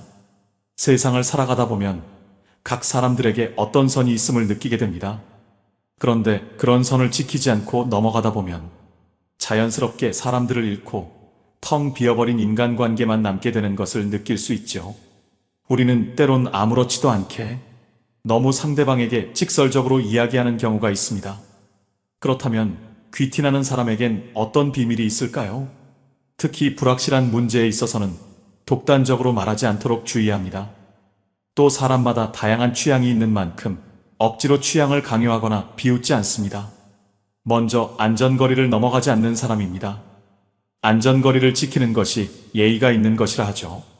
그리고 상대방의 눈빛, 손짓, 말투를 잘 인지하고 완벽하게 디테일을 파악해 상대의 속마음을 녹입니다. 그렇다고 무작정 모든 것을 맞춰주는 것이 아니라 원칙과 경계를 지켜 관용을 베풉니다. 매사 시시비비를 가리기보다는 용서할 수 있을 때는 용서해주면서 자신의 포용력을 보여줍니다. 친구와의 관계에도 선을 지키는 것은 중요합니다. 친구라는 이름이 사람을 편하게 만들긴 하지만 그렇다고 친구를 감정 쓰레기통으로 삼고 부정적인 감정을 무절제하게 쏟아내면 점점 친구들과 멀어지게 됩니다. 친구라고 하더라도 가능하면 깊은 속내는 잘 이야기하지 않는 게 좋습니다. 충분히 친해지고 난 뒤에 해도 늦지 않습니다. 상황이 힘든 사람에게 자랑을 하거나 잘난 척을 하는 것도 삼가야 합니다. 적당한 때에 자신의 약한 모습을 보이고 물러서고 들어설 때를 안다면 즐겁게 살 수 있을 것입니다. 네 번째로 귀티나는 사람들은 자세가 바릅니다. 전 세계에 600만 부가 팔리며 매년 베스트셀러에 오르고 있는 조던 피터슨의 12가지 인생의 법칙에서 제일 첫 번째 법칙이 바로 어깨를 펴고 똑바로 서라입니다. 주변에 보면 앉아있거나 서 있을 때 항상 자세가 올바른 사람이 있습니다. 그런 사람들은 보면 볼수록 성실할 것 같고 인상이 좋아 보이고 왠지 모르게 신뢰가 갑니다. 자세가 좋기 때문에 어떤 옷을 입어도 스타일이 좋아 보이고 품이 있어 보입니다. 왜 그렇게 보일까요? 다들 아시겠지만 바른 자세를 계속 유지하는 건 결코 쉬운 일이 아닙니다. 바른 자세를 유지하기 위해 계속 신경 쓰고 노력하는 것입니다. 사람들이 보지 않을 때도 자기 관리에 힘쓰고 있다는 것을 알 수 있습니다. 만약 생각과 마음이 의기소침해져 있더라도 바른 자세를 유지한다면 시간이 지나면서 생각과 마음도 회복되면서 귀티나는 분위기로 바뀔 것입니다. 다섯 번째로 귀티나는 사람들은 남의 험담은 아껴서 듣습니다. 어느 날 친구들과 함께 모인 자리에서 한 친구가 다른 친구를 향한 험담을 시작했습니다. 그 순간 우리 모두는 어쩔 수 없이 그 말에 귀를 기울입니다. 하지만 그 말이 사실인지 아니면 과장된 이야기인지는 아무도 확신할 수 없었습니다. 만약 그 험담이 과장된 이야기라면 어떨까요? 그럼 우리는 그 사람의 단점을 과장해서 듣게 되고 반대로 그 사람의 장점은 축소되어 보일 것입니다. 이렇게 되면 그 사람에 대한 인식은 왜곡되게 됩니다. 이런 상황에서 귀티나는 사람들은 어떻게 행동할까요? 그들은 남의 험담을 아껴서 듣습니다. 그들은 그 말이 사실이든 과장이든 간에 그것을 그대로 받아들이지 않습니다. 그렇다면 귀티나는 사람들은 남 험담하는 자리에서 어떻게 행동할까요? 결코 이 자리에 없는 사람 얘기는 그만둡시다처럼 말하지 않습니다. 이런 말은 말한 사람에게 굴욕감을 안겨 다른 문제를 일으킬 수 있습니다. 그들은 분위기를 냉랭하게 만들지 않습니다. 그러나 험담에 휩쓸리지 않습니다. 일단은 신중하게 듣고 때로는 고개를 끄덕여줍니다. 그러나 결코 비난의 대열에 합류하지 않습니다. 대신 자연스럽게 화제를 다른 곳으로 돌릴 여지를 찾습니다. 귀티나는 사람들은 대화에 참여할 때 항상 상대방을 존중하고 이해하려는 자세를 보입니다. 이는 그들의 성숙함과 깊이 있는 내면을 반영하는 것이죠. 자극적이거나 부정적인 말은 짧은 순간에 사람들의 시선을 집중시킬 수 있습니다. 뉴스나 신문 기사가 대부분 안 좋은 소식으로 채워지는 이유입니다. 사람들을 만나 이야기할 때 정치, 경제, 연예 등 다양한 분야에서 이슈가 되는 부정적 이야기를 꺼내 이목을 집중시키는 사람도 자주 있습니다. 하지만 그런 사람과 계속 대화를 하다 보면 부정적인 생각이 나에게도 쌓이고 피곤해지는 걸 느끼기도 합니다. 부정적인 말과 행동이 잦은 사람은 격이 떨어져 보이고 가벼워 보입니다. 뒷담화를 자주 하는 사람이라면 언젠가 다른 곳에서 나의 뒷담화를 하고 있을 수도 있습니다. 마지막 6번째로 귀티나는 사람들은 상대방을 배려합니다. 겉만 번지르르 한 사람에게 실망을 느끼는 순간은 바로 대화할 때입니다. 귀티나는 사람은 대화할 때 상대방을 배려하고 맞추려고 합니다. 함부로 사람을 대하지 않고 자기 말을 많이 하기보다는 상대방 말을 더 많이 듣는 자세로 대화를 합니다. 그러면 상대방은 내가 존중받고 있구나 라는 느낌을 받으며 귀티라는 매력을 느끼게 됩니다. 우리는 가끔 사람들과 이야기를 나누고 집에 갈 때 그 말은 하지 말았어야 하는데 라고 후회할 때가 있습니다. 내가 말을 많이 하는 것보다 상대방의 말을 경청하면 말실수를 하는 것을 줄일 수 있습니다. 또한 귀티나는 사람들은 실례지만, 죄송하지만, 바쁘시겠지만 같은 말을 자주 사용합니다. 이런 쿠셔너를 활용해 부탁하거나 거절을 할 때 상대방을 배려해서 말합니다. 또한 헤라와 같은 명령형의 말투보단 부탁해도 될까요? 해주실 수 있나요? 와 같은 의문형과 청유형의 문장을 사용합니다. 이런 식으로 부드럽게 자신의 의견을 제시하며 수직적 관계가 아닌 수평적 관계를 나타내 상대방을 배려합니다. 이처럼 귀티나는 사람은 함께 배려하며 사는 삶이야말로 진정한 공존의 길임을 알고 있습니다. 주변 사람들에게 따뜻한 배려를 베풀며 나누는 삶이 주는 감동도 느낍니다. 배려는 만기가 없는 저축입니다. 사람은 능력이 아니라 배려로 자신을 지키며 사회는 경쟁이 아니라 배려로 유지됩니다. 귀티나는 사람 특징 6가지를 말씀드렸는데요. 그렇다면 귀티가 나려면 어떻게 해야 할까요?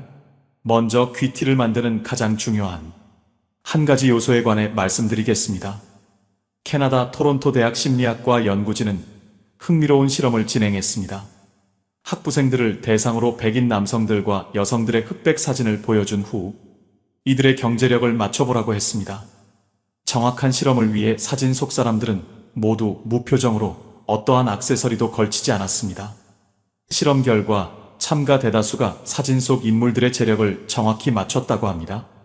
니콜라스 룰 교수는 표정을 짓거나 액세서리를 하지 않아도 그 사람이 풍기는 인상에 삶의 흐름과 경험이 반영되어 있어서 이를 통해 상대방이 유추할 수 있다고 설명했습니다. 흔히 외모만 보고 섣불리 사람을 판단하지 말라고 하지만 상대의 얼굴만 봐도 부자인지 아닌지 알아낼 수 있다고 하니 흥미로운데요. 자신이 믿는 애티튜드가 인생을 긍정적으로 만들어준다는 것에 동의하시나요? 행동이 바뀌면 얼굴이 바뀌듯 얼굴이 바뀌면 그에 맞춰 행동도 변한다는 사실도요. 살아온 환경과 살면서 겪은 일들이 그 사람의 인상을 만드는 중요한 요소라는 말입니다. 이 인상은 어떻게 만들어지는 걸까요? 반드시 거쳐야 하는 한 가지는 바로 마음입니다. 내 마음이 어떻게 받아들이느냐에 따라 인상이 변합니다. 매사 부정적이거나 스트레스가 생겼을 때 조절하는 것이 습관이 되면 인상은 점점 더 나빠질 것입니다. 반면 긍정적으로 생각하거나 스트레스를 줄이는 방법을 터득한다면 결과는 달라집니다. 귀티를 낼 수 있는 구체적인 3가지 방법이 있습니다. 첫 번째, 학습입니다. 긍정적인 생각을 하는 법, 반듯한 자세를 취하는 법, 호감 가는 말투로 말하는 법, 명상 등으로 마음을 챙기는 법을 배우시면 목표를 이룰 수 있습니다. 둘째, 운동입니다. 꾸준히 운동을 하는 것은 생각보다 사람의 고급스러움과 귀티에 큰 영향을 줍니다. 생기 있는 피부를 만드는 것에도 좋지만 건강 유지와 스트레스 해소에도 도움을 줍니다. 또한 운동을 통한 크고 작은 성취감과 자신감은 눈빛으로 나타납니다. 그 사람의 건강 상태나 컨디션, 그리고 스트레스 정도 등 많은 것이 표정이나 태도를 통해 드러나게 되고, 꾸준한 운동은 겉으로 드러나는 표정이나 눈빛, 그리고 그 사람의 감정 상태에 긍정적인 영향을 주기 때문에 운동을 꾸준히 하는 것만으로도 큰 차이를 느낄 수 있습니다. 이처럼 나이 들수록 사람 자체의 격차를 벌리게 만드는 것이 있습니다. 바로 자기 관리하는 사람과 아닌 사람의 차이입니다. 특히 자기 관리하는 사람은 정신과 삶을 대하는 자세를 건강하게 유지할 수 있습니다. 무기력에 쉽게 빠지지 않고 극복도 더 빠릅니다. 육체적인 건강은 정신적인 건강으로 이어지기 때문에 정말 귀티나는 사람은 일에서도 성실하고 자기 관리에서도 성실한 모습을 보입니다.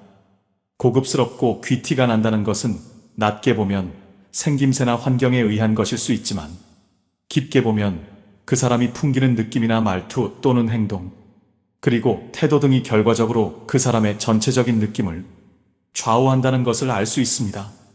즉, 내가 마음만 먹으면 귀티도 만들 수 있다는 의미가 될 수 있습니다. 운동을 꾸준히 하는 사람들은 자기 관리에 힘쓰는 성실한 사람입니다. 또한 스트레스를 그때그때 해소하는 것도 필요합니다. 육체적인 건강뿐만 아니라 정신적인 건강도 챙기셔야 합니다. 셋째, 자신만의 힘을 기릅니다. 힘이 있으면 여유가 생깁니다. 평상시라면 스트레스 받는 일도 쉽게 넘어갈 수 있습니다. 차분함을 유지하는 데도 도움이 됩니다. 새로운 취미 만들기, 책 읽기, 공부하기, 자존감 높이기 등 자신을 발전시키는데 항상 노력하는 것은 귀티를 만드는데 도움이 됩니다. 조선시대 양반이나 서양의 귀족에게서 품위를 느낄 수 있었던 이유 중 하나는 어렸을 때부터 예절과 교양, 태도를 배웠기 때문입니다. 품위는 귀티와도 연결됩니다. 이렇듯 귀티도 후천적으로 기를 수 있습니다. 귀티나게 변화하려 하는 것을 가식이라고 말씀하시는 분들도 있습니다. 마음과 행동이 다르면 가식이란 말씀이 적절하다고 생각합니다. 내면을 속이는 겉꾸미기 같은 허영은 결국 그 사람의 말과 행동에서 드러나게 되는 경우가 많습니다. 귀티가 가식이 되어버립니다. 하지만 내면을 아름답게 가꾸는 것부터 시작되는 귀티는 가식과 다릅니다. 귀티도 마음먹으면 얼마든지 만들 수 있습니다. 다른 사람을 존중하고 사랑하는 마음으로 자기 자신의 행동에 책임감을 갖고 나이가 들어도 부지런히 배우며 삶의 질을 향상시키기 위해 노력한다면 언젠가 주변에서 여러분을 귀티나는 사람으로 보게 될 겁니다. 다음은 나이가 들수록 귀티를 낼 수 있는 구체적인 방법을 알아보도록 하겠습니다. 첫 번째, 자극적인 말을 하지 않습니다. 귀티나는 사람은 되도록 자극적인 말과 행동을 하지 않습니다. 말의 힘은 무섭습니다. 부정적인 표현이나 어휘를 자꾸 쓰면 부정적인 사고로 변하고 긍정적인 표현은 긍정적인 사고를 불러온다고 합니다. 자극적인 말과 행동은 순간적으로 다른 사람의 이목을 집중시킬 수 있습니다. 그리고 주장을 관철하거나 힘을 과시할 수는 있습니다. 하지만 자극적이고 과격한 언행이 잦으면 그 사람의 격이 떨어집니다. 마찬가지로 욕이나 상스러운 말, 불쾌한 말투는 직접적으로 사람의 격을 떨어뜨립니다. 그래서 가벼운 사람으로 느껴지고 말의 무게감이 떨어집니다. 귀티가 나는 사람에게서는 평상시 이런 말투를 찾아보기 힘듭니다. 자극적인 말을 하지 않고 좋은 말투를 쓰고 누가 들어도 쉽게 이해할 수 있도록 말하기 때문에 함께 할수록 기분을 좋게 만드는 매력이 있습니다. 어떻게 말하느냐가 본인의 운명을 결정한다는 말이 있습니다. 상대에게 존중받기 위해서는 본인의 말과 행동부터 점검해야 합니다. 두 번째, 깔끔하고 단정합니다. 귀티나는 사람은 외모와 옷차림이 깔끔하고 단정합니다. 비싼 옷이나 명품을 걸치지 않아도 귀티나는 사람은 은은하게 빛이 납니다. 비싼 명품이나 보석을 걸쳐 풍기는 화려함과는 전혀 다른 은은한 고급스러움입니다.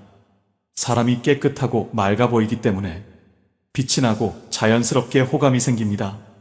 그리고 때와 장소에 맞게 옷을 입습니다. 상견례나 결혼식, 명절 등 어느 정도 격식을 갖추어야 하는 자리에 색이 바랜 셔츠나 보풀이 일어나 지저분해 보이는 옷을 입고 간다면 귀티와는 멀어 보일 것입니다. 실제로 옷차림에 따라 사람의 걸음걸이나 행동도 달라진다고 합니다. 인간은 시각적 동물이기 때문에 외모로부터 받아들이는 정보가 많은 부분을 차지합니다. 매일 청결하게 씻은 몸과 깨끗하게 세척한 옷, 건강한 신체, 이러한 모습들이 바로 귀티의 시작입니다. 깔끔하고 정돈된 외모, 단정한 옷차림은 귀티가 나는데 도움을 주는 기본 원칙입니다. 세 번째, 차분하고 여유롭습니다. 귀티나는 사람은 평소 말이나 행동이 차분합니다. 너무 빠르거나 느리지 않습니다. 사람은 어렵고 힘들 때 그 사람의 진면모가 나타난다고 합니다. 대부분의 사람들은 하루에도 여러 가지 감정의 기복이 있습니다. 하지만 귀티나는 사람들은 감정을 스스로 조절할 줄 압니다. 감정이 태도가 되는 경우가 없습니다. 그래서 대체로 차분하고 여유롭다는 인상을 줍니다. 돈이 아무리 많아도 여유가 없는 사람은 티가 나기 마련입니다. 여유는 삶을 대하는 태도에서 비롯되기 때문입니다. 침착한 사람들은 자신의 실수나 잘못에 연연하지 않습니다. 대신 그들은 실수나 잘못하는 것이 삶의 자연스러운 부분이라는 것을 받아들이고 그것을 배우고 성장하는 기회로 사용합니다. 그것에 대해 자책하며 시간을 낭비하지 않고 같은 실수나 잘못을 다시 하지 않기 위해 노력합니다. 계획대로 일이 진행되지 않을 때 방어적이거나 폐쇄적이 되기보다 각각의 상황을 배우고 향상시킬 수 있는 기회로 볼 수 있게 도와줍니다. 실수나 잘못에 대한 부담이 줄어드니 빠르게 침착할 수 있게 되어 여유를 찾을 수 있는 것입니다. 경험이 많으면 여유가 생긴다고 말합니다. 처음 당할 땐 정신없고 화가 났는데 두 번째 당할 땐 여유가 생깁니다. 비슷한 일에도 이런 경험이 작용해 여유롭게 행동하게 됩니다. 그들은 인생은 예측할 수 없고 아무리 잘 계획하거나 준비해도 예상치 못한 일들이 일어날 것이라는 것을 이해합니다. 그래서 일이 계획대로 진행되지 않을 때 화를 내거나 좌절하는 대신 빠르고 유연하게 적응할 수 있습니다. 지나간 과거를 후회하거나 알 수 없는 미래를 불안해하는 대신 눈앞에 있는 사람을 귀하게 대하고 지금 해야 할 일에 집중하며 오직 이 순간에만 최선을 다하는 사람의 얼굴에는 시간이 지날수록 여유가 쌓여갑니다. 네 번째, 과시하지 않습니다. 귀티나는 사람은 잘난 척을 하지 않아도 그냥 흘러나오는 아우라가 있습니다. 또한 남에게 가르치려 들지 않습니다. 상대의 말에 정정이 필요한 상황에서는 상대가 무안하지 않게 조심스럽게 말합니다. 다른 사람을 존중하고 배려하는 것은 그 안에 자신에 대한 겸손이 있어야 합니다. 얼마나 오래 살았는지, 얼마나 부자인지, 높은 자리인지 등으로 결코 드시되는 법이 없습니다. 꼭 필요한 경우에만 누가 직접적으로 물어볼 때 덤덤하게 알립니다. 외모와 태도에서 귀티가 난다고 생각했던 사람도 자신의 지위와 재산을 드러내는 모습에서 모자람으로 급격히 바뀌는 경우가 적지 않습니다. 귀티나는 요소 중 다른 것이 모자라더라도 그것을 뒤엎을 정도로 강력한 힘을 가진 요소가 있습니다. 그 사람 자체에서 풍기는 인격입니다. 인격이 완성된 사람에게서 느끼는 감정이라고 할까요? 성숙하고 지혜롭다는 느낌입니다. 그 사람에게서 지위, 재산, 명예를 빼도 그 사람 자체가 좋다면 그 사람이야말로 귀티나는 사람이 아닐까 생각합니다. 다섯 번째, 침착하고 긍정적입니다. 쉽게 흥분하지 않습니다. 그만큼 자제하고 평정심을 유지하려고 노력합니다. 평정심을 잘 유지하는 사람은 상대의 공격에도 화를 내거나 당황하는 경우가 적습니다. 익살스러운 유머로 상대하며 가볍게 상황을 넘어가기도 합니다. 대체로 감정의 동요가 적고 긍정적인 성향을 가진 것이 특징입니다. 이러한 성향은 좋은 기운을 뿜어내어 주변에 좋은 사람들이 더 모이게 됩니다. 또한 신중하게 반응합니다. 침착하고 긍정적인 사람은 경솔한 행동이 드뭅니다. 함부로 판단하지 않고 심사숙고하면서 즉각적으로 반응하지 않습니다. 대표적인 특징은 한 템포 느리게 반응하는 것입니다. 상대 말에 반응할 때 짧게는 1, 2초 정도 후에 말을 시작합니다. 짧은 시간 동안 상대 입장을 살핍니다. 이런 행동은 평온한 마음을 가진 사람이나 이런 상황에 대한 부작용을 알기에 침착하게 대응할 줄 아는 경험 많은 사람에게서 볼 수 있습니다. 이런 사람들의 가장 큰 공통점은 자존감이 강해서 항상 좋은 것만 보고 좋은 생각만 하고 좋은 사람과 왕의 시간을 보내려고 합니다. 침착하고 긍정적인 사람과 시간을 보낼수록 여러분도 그런 사람이 될 것입니다. 6번째, 배려입니다. 귀티나는 사람은 함께 배려하며 사는 삶이야말로 진정한 공존의 길임을 알고 있습니다. 주변 사람들에게 따뜻한 배려를 베풀며 나눈 삶이 주는 감동도 느낍니다. 배려는 만기가 없는 저축입니다. 사람은 능력이 아니라 배려로 자신을 지키며 사회는 경쟁이 아니라 배려로 유지됩니다. 일상에서 만나는 사소한 배려들이 모여 현재의 나 자신을 완성하고 있는 것입니다. 그런 의미에서 배려는 만기가 정해지지 않은 저축과도 같습니다. 귀티나는 사람들은 지금 베푸는 배려가 언젠가는 나에게 고스란히 돌아온다고 생각합니다. 기본적으로 이타적이라는 것이고, 이타적인 것은 평균보다 높은 수준의 생각이나 행동을 뜻합니다. 남을 배려한다는 것은 내가 피해를 보면서까지 남을 위하는 것이 아닙니다. 누군가의 강요에 의해 남을 위한 말과 행동을 하는 것은 희생입니다. 스스로를 존중하는 만큼 상대방을 존중하는 마음을 말과 행동으로 표현할 때 배려심과 이타심을 느낄 수 있습니다. 상대방을 배려한다는 것은 자기 자신을 존중하고 있다고 볼 수 있기 때문에 누군가에게 해결을 받기보다 내가 먼저 배려할 줄 아는 사람에게서 다른 사람과 다른 고급스러움을 느낄 수 있습니다. 7번째, 부드럽게 피할 줄 압니다. 귀티나는 사람에게는 부드러운 강인함이 느껴집니다. 특히 대화할 때 그렇습니다. 살다 보면 다툼이나 언쟁을 하게 될 때가 있습니다. 내가 꼭 이겨야겠다는 마음으로 대응해서 이기더라도 상대의 자존심을 꺾어 상처를 주고 얻은 승리는 오래가지 못합니다. 귀티나는 사람은 굳이 이기려 들지 않습니다. 이기고 지고는 그들의 자존심과는 아무런 상관이 없기 때문입니다. 알겠습니다 하고 인정하거나 오늘 큰 공부했습니다 라고 하며 한 걸음 물러날 줄 압니다. 귀티나는 사람은 내공이 있습니다. 상대의 날카로운 공격에도 부드럽게 넘어가면서 상대 체면을 살려주기까지 합니다. 캐나다 토론토 대학 심리학과 연구진은 흥미로운 실험을 진행했습니다. 학부생들을 대상으로 백인 남성들과 여성들의 흑백 사진을 보여준 후 이들의 경제력을 맞춰보라고 했습니다. 정확한 실험을 위해 사진 속 사람들은 모두 무표정으로 어떠한 액세서리도 걸치지 않았습니다. 실험 결과 참가 대다수가 사진 속 인물들의 재력을 정확히 맞췄다고 합니다. 니콜라스 룰 교수는 표정을 짓거나 액세서리를 하지 않아도 그 사람이 풍기는 인상에 삶의 흐름과 경험이 반영되어 있어서 이를 통해 상대방이 유추할 수 있다고 설명했습니다. 흔히 외모만 보고 섣불리 사람을 판단하지 말라고 하지만 상대의 얼굴만 봐도 부자인지 아닌지 알아낼 수 있다고 하니 흥미로운데요.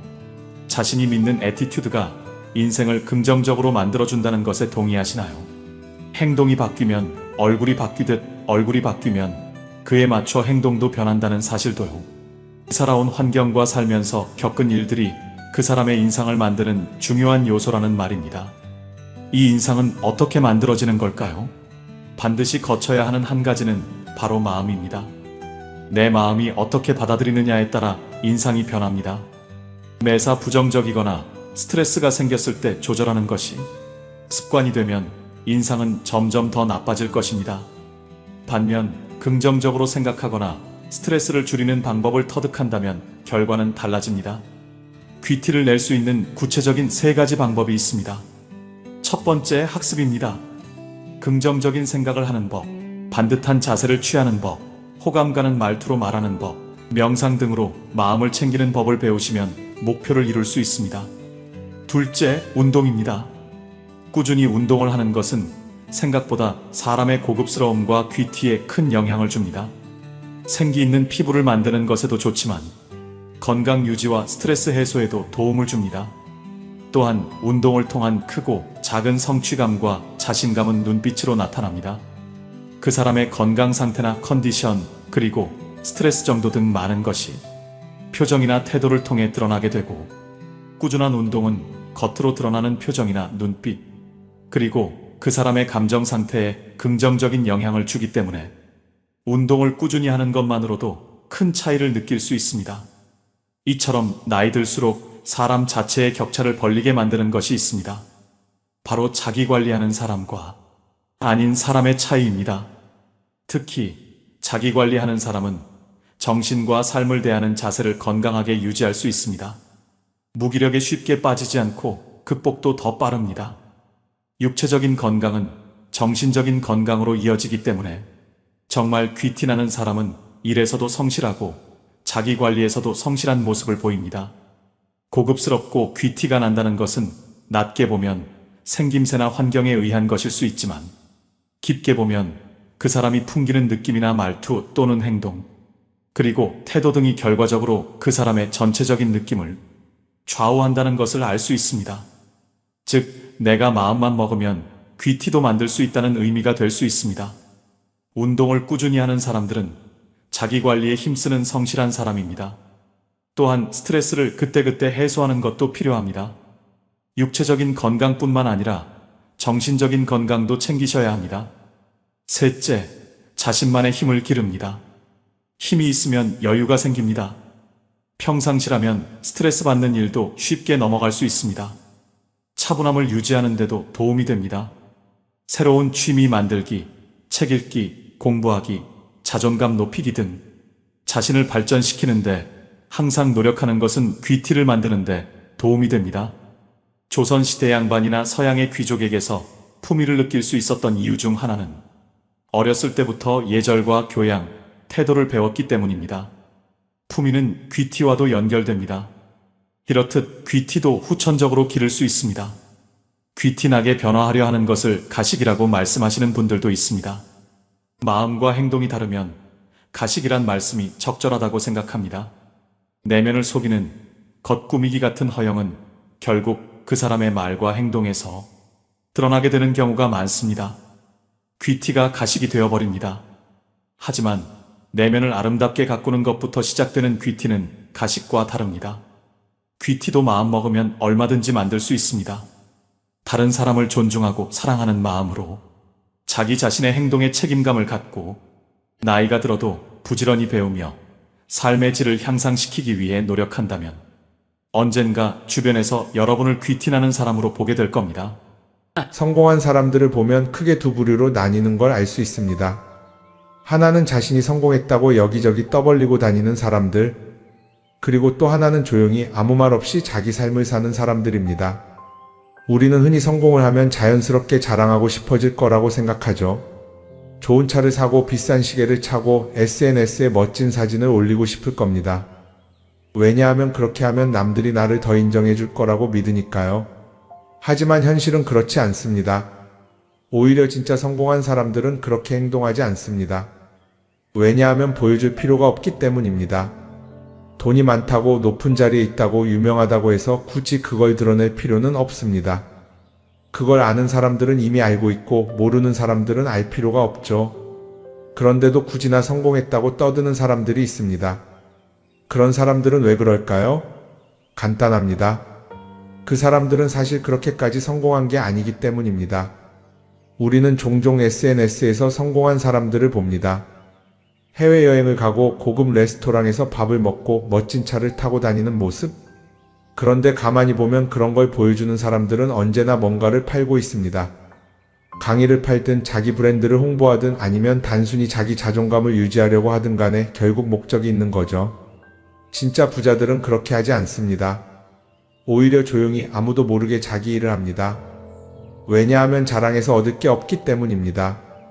오히려 괜히 잘난 척했다가 사람들에게 이용당하거나 시기와 질투를 받거나 쓸데없는 오해를 사는 게 더 피곤합니다.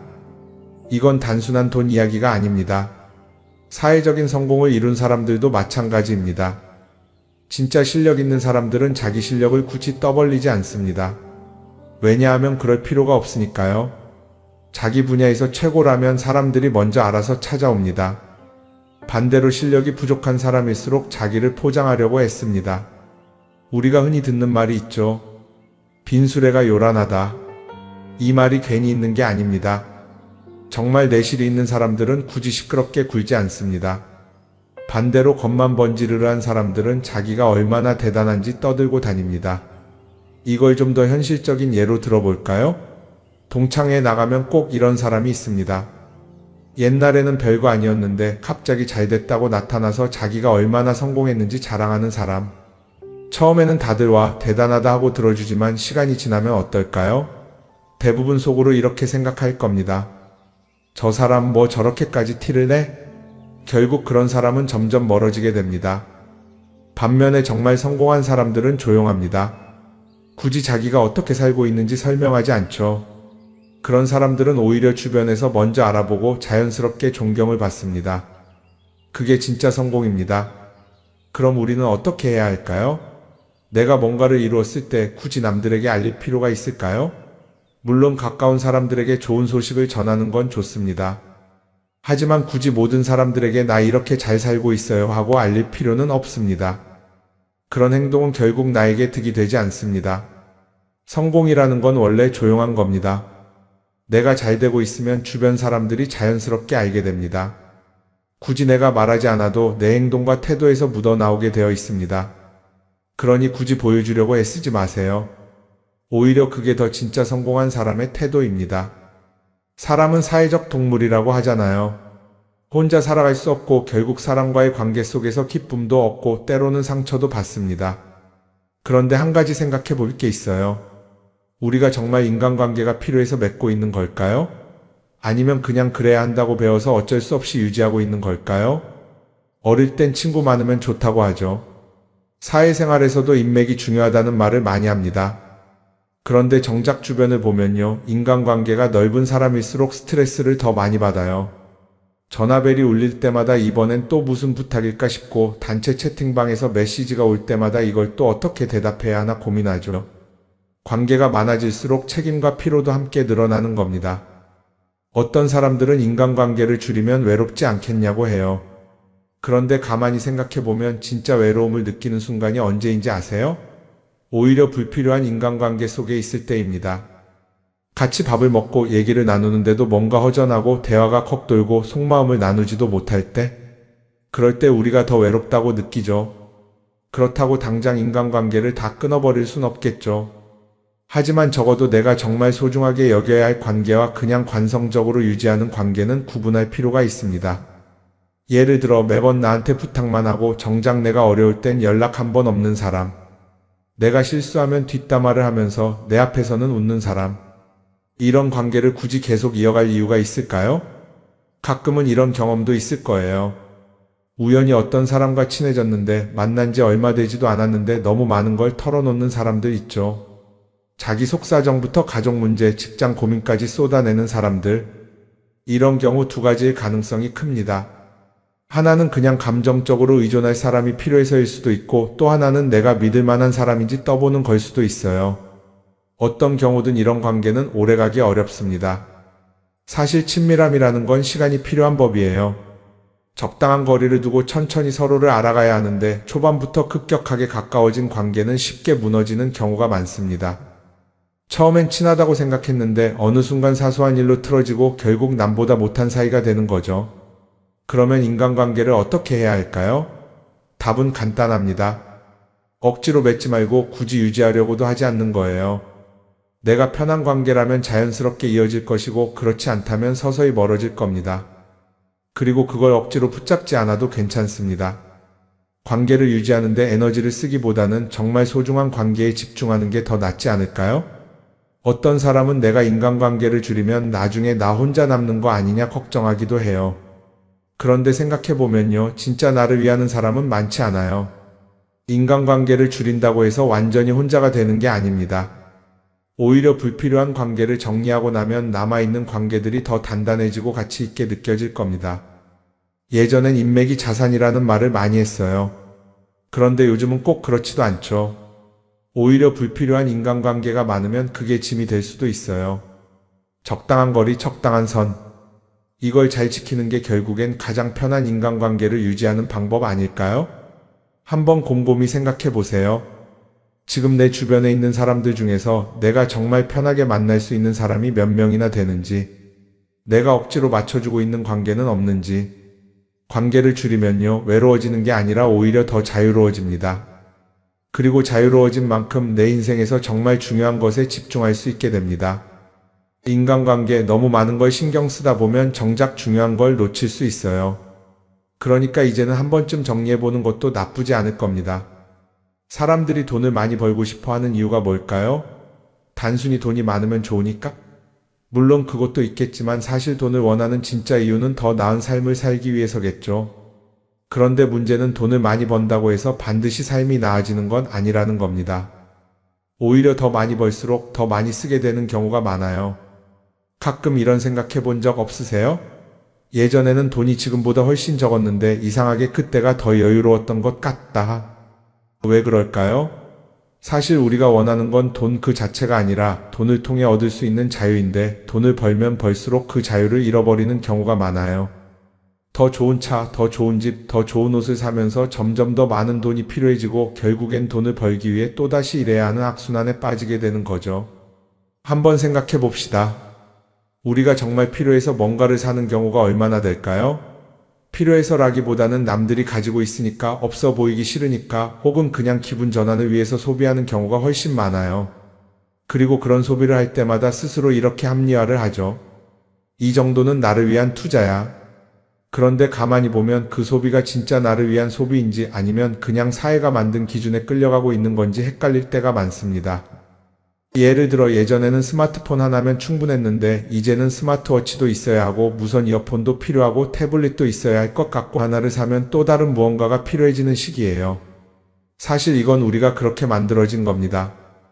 광고도 그렇고 SNS도 그렇고 자꾸 우리에게 이렇게 말하죠. 이걸 사야 더 행복해질 수 있어요. 그런데 정작 그걸 사고 나면 어때요? 처음 며칠은 좋죠. 그런데 시간이 지나면 또 다른 걸 사고 싶어져요. 왜냐하면 물건이 우리를 오래 행복하게 만들어주지는 않거든요. 특히 요즘은 SNS가 이런 소비 심리를 더 부추기는 것 같아요.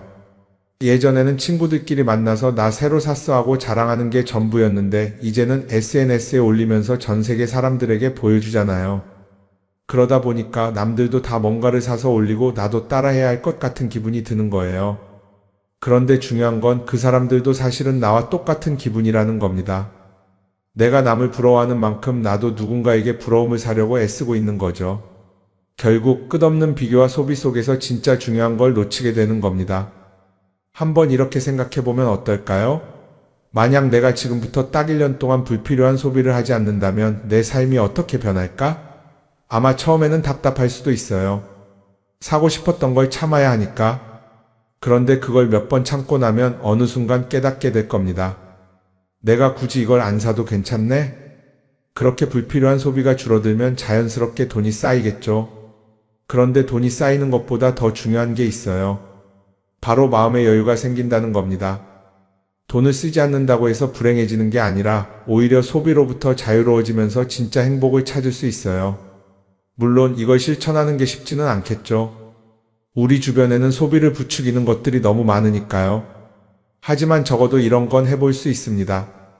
뭔가를 사고 싶을 때 한 번만 스스로에게 물어보는 거예요. 이게 정말 나한테 필요한 걸까? 아니면 그냥 순간적인 욕심일까? 만약 그 질문을 던졌을 때 5초 안에 당연히 필요하지 라는 답이 나오지 않는다면 사실 그건 없어도 되는 물건일 가능성이 큽니다. 정말 필요한 건 고민할 필요도 없이 바로 떠오르거든요. 그러니까 이제는 한 번쯤 생각해 봐야 할 것 같아요. 나는 지금 내가 원하는 삶을 살고 있는 걸까? 아니면 남들이 만든 기준에 맞추기 위해 내 시간을 팔고 있는 걸까? 소비를 줄인다는 건 단순히 돈을 아끼는 게 아닙니다. 그건 결국 내 삶의 선택권을 되찾는 일이거든요. 돈을 많이 버는 것도 중요하지만 더 중요한 건 그 돈을 어떻게 쓰느냐입니다. 그리고 때로는 아무것도 사지 않는 게 최고의 선택일 수도 있어요. 우리는 요즘 SNS 없이 사는 게 거의 불가능한 시대에 살고 있죠.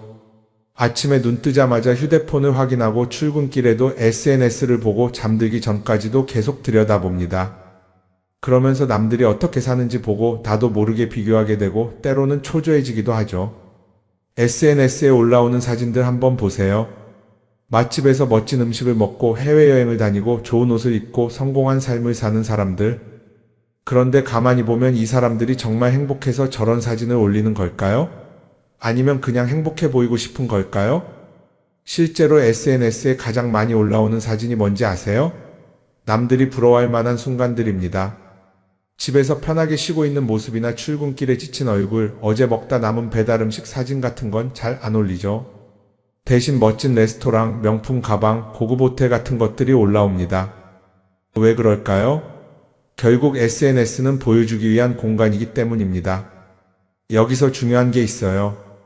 우리가 SNS에서 보는 건 그 사람의 삶 전체가 아니라 편집된 일부 장면이라는 겁니다. SNS는 마치 한 편의 다큐멘터리나 영화처럼 잘 꾸며진 장면들만 보여줍니다. 그런데도 우리는 그걸 보면서 아, 저 사람은 나보다 더 행복하구나 하고 착각하죠. 예를 들어 SNS에서 한 친구가 해외여행을 가서 아름다운 풍경을 찍어 올렸다고 해볼게요. 우리는 그걸 보면서 부럽다, 나도 저렇게 살고 싶다라고 생각하겠죠. 그런데 정작 그 친구는 사진을 찍고 나서도 일 때문에 스트레스를 받고 있을 수도 있고 여행 비용을 감당하느라 카드가 걱정을 하고 있을 수도 있습니다. 그 부분은 우리는 알 수가 없죠. 그런데 문제는 이렇게 남들과 비교하는 습관이 쌓이면 결국 내 삶이 초라하게 느껴진다는 겁니다. 원래는 그냥 조용히 살아도 괜찮았는데 SNS를 보고 나면 나만 뒤처지는 것 같고 뭔가를 더 해야 할 것 같고 괜히 불안해지죠. SNS는 기본적으로 사람들의 비교 심리를 자극합니다. 남들이 가진 걸 나도 갖고 싶게 만들고 남들이 하는 걸 나도 해야 할 것 같은 기분이 들게 만들죠. 그러다 보니 필요하지도 않은 걸 사게 되고 무리해서라도 화려한 곳에 가게 되고 남들에게 보여주기 위해 사는 삶을 살게 됩니다. 그럼 어떻게 해야 할까요? 사실 정답은 간단합니다. SNS에서 보이는 것들을 곧이곧대로 믿지 않는 것입니다. 그리고 더 중요한 건 남과 비교하는 걸 멈추는 것이에요. 어떤 사람이 비싼 차를 타고 다닌다고 해서 그 사람이 꼭 행복한 건 아닙니다. 좋은 차를 타고 다니지만 밤마다 사업 걱정에 잠 못 이루는 사람도 많아요. 반대로 대중교통을 이용하지만 마음 편하게 사는 사람도 있죠. 결국 행복은 보이는 것이 아니라 느끼는 것입니다. SNS를 덜 보면 덜 불행해진다는 연구 결과도 있어요.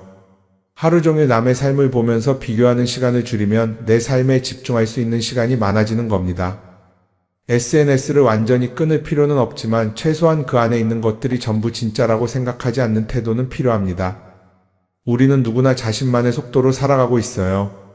남들은 남들대로 사는 거고 나는 나대로 살면 됩니다. SNS에서 남들의 화려한 모습을 볼 때마다 한 번쯤 이렇게 생각해 보세요. 이건 그 사람이 보여주고 싶은 삶일 뿐이다. 그러면 조금은 편해질 겁니다.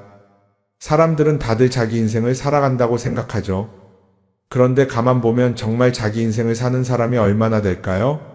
많은 사람들이 사실은 남이 만들어 놓은 기준에 맞춰서 살고 있어요. 좋은 대학, 좋은 직장, 좋은 차, 좋은 집.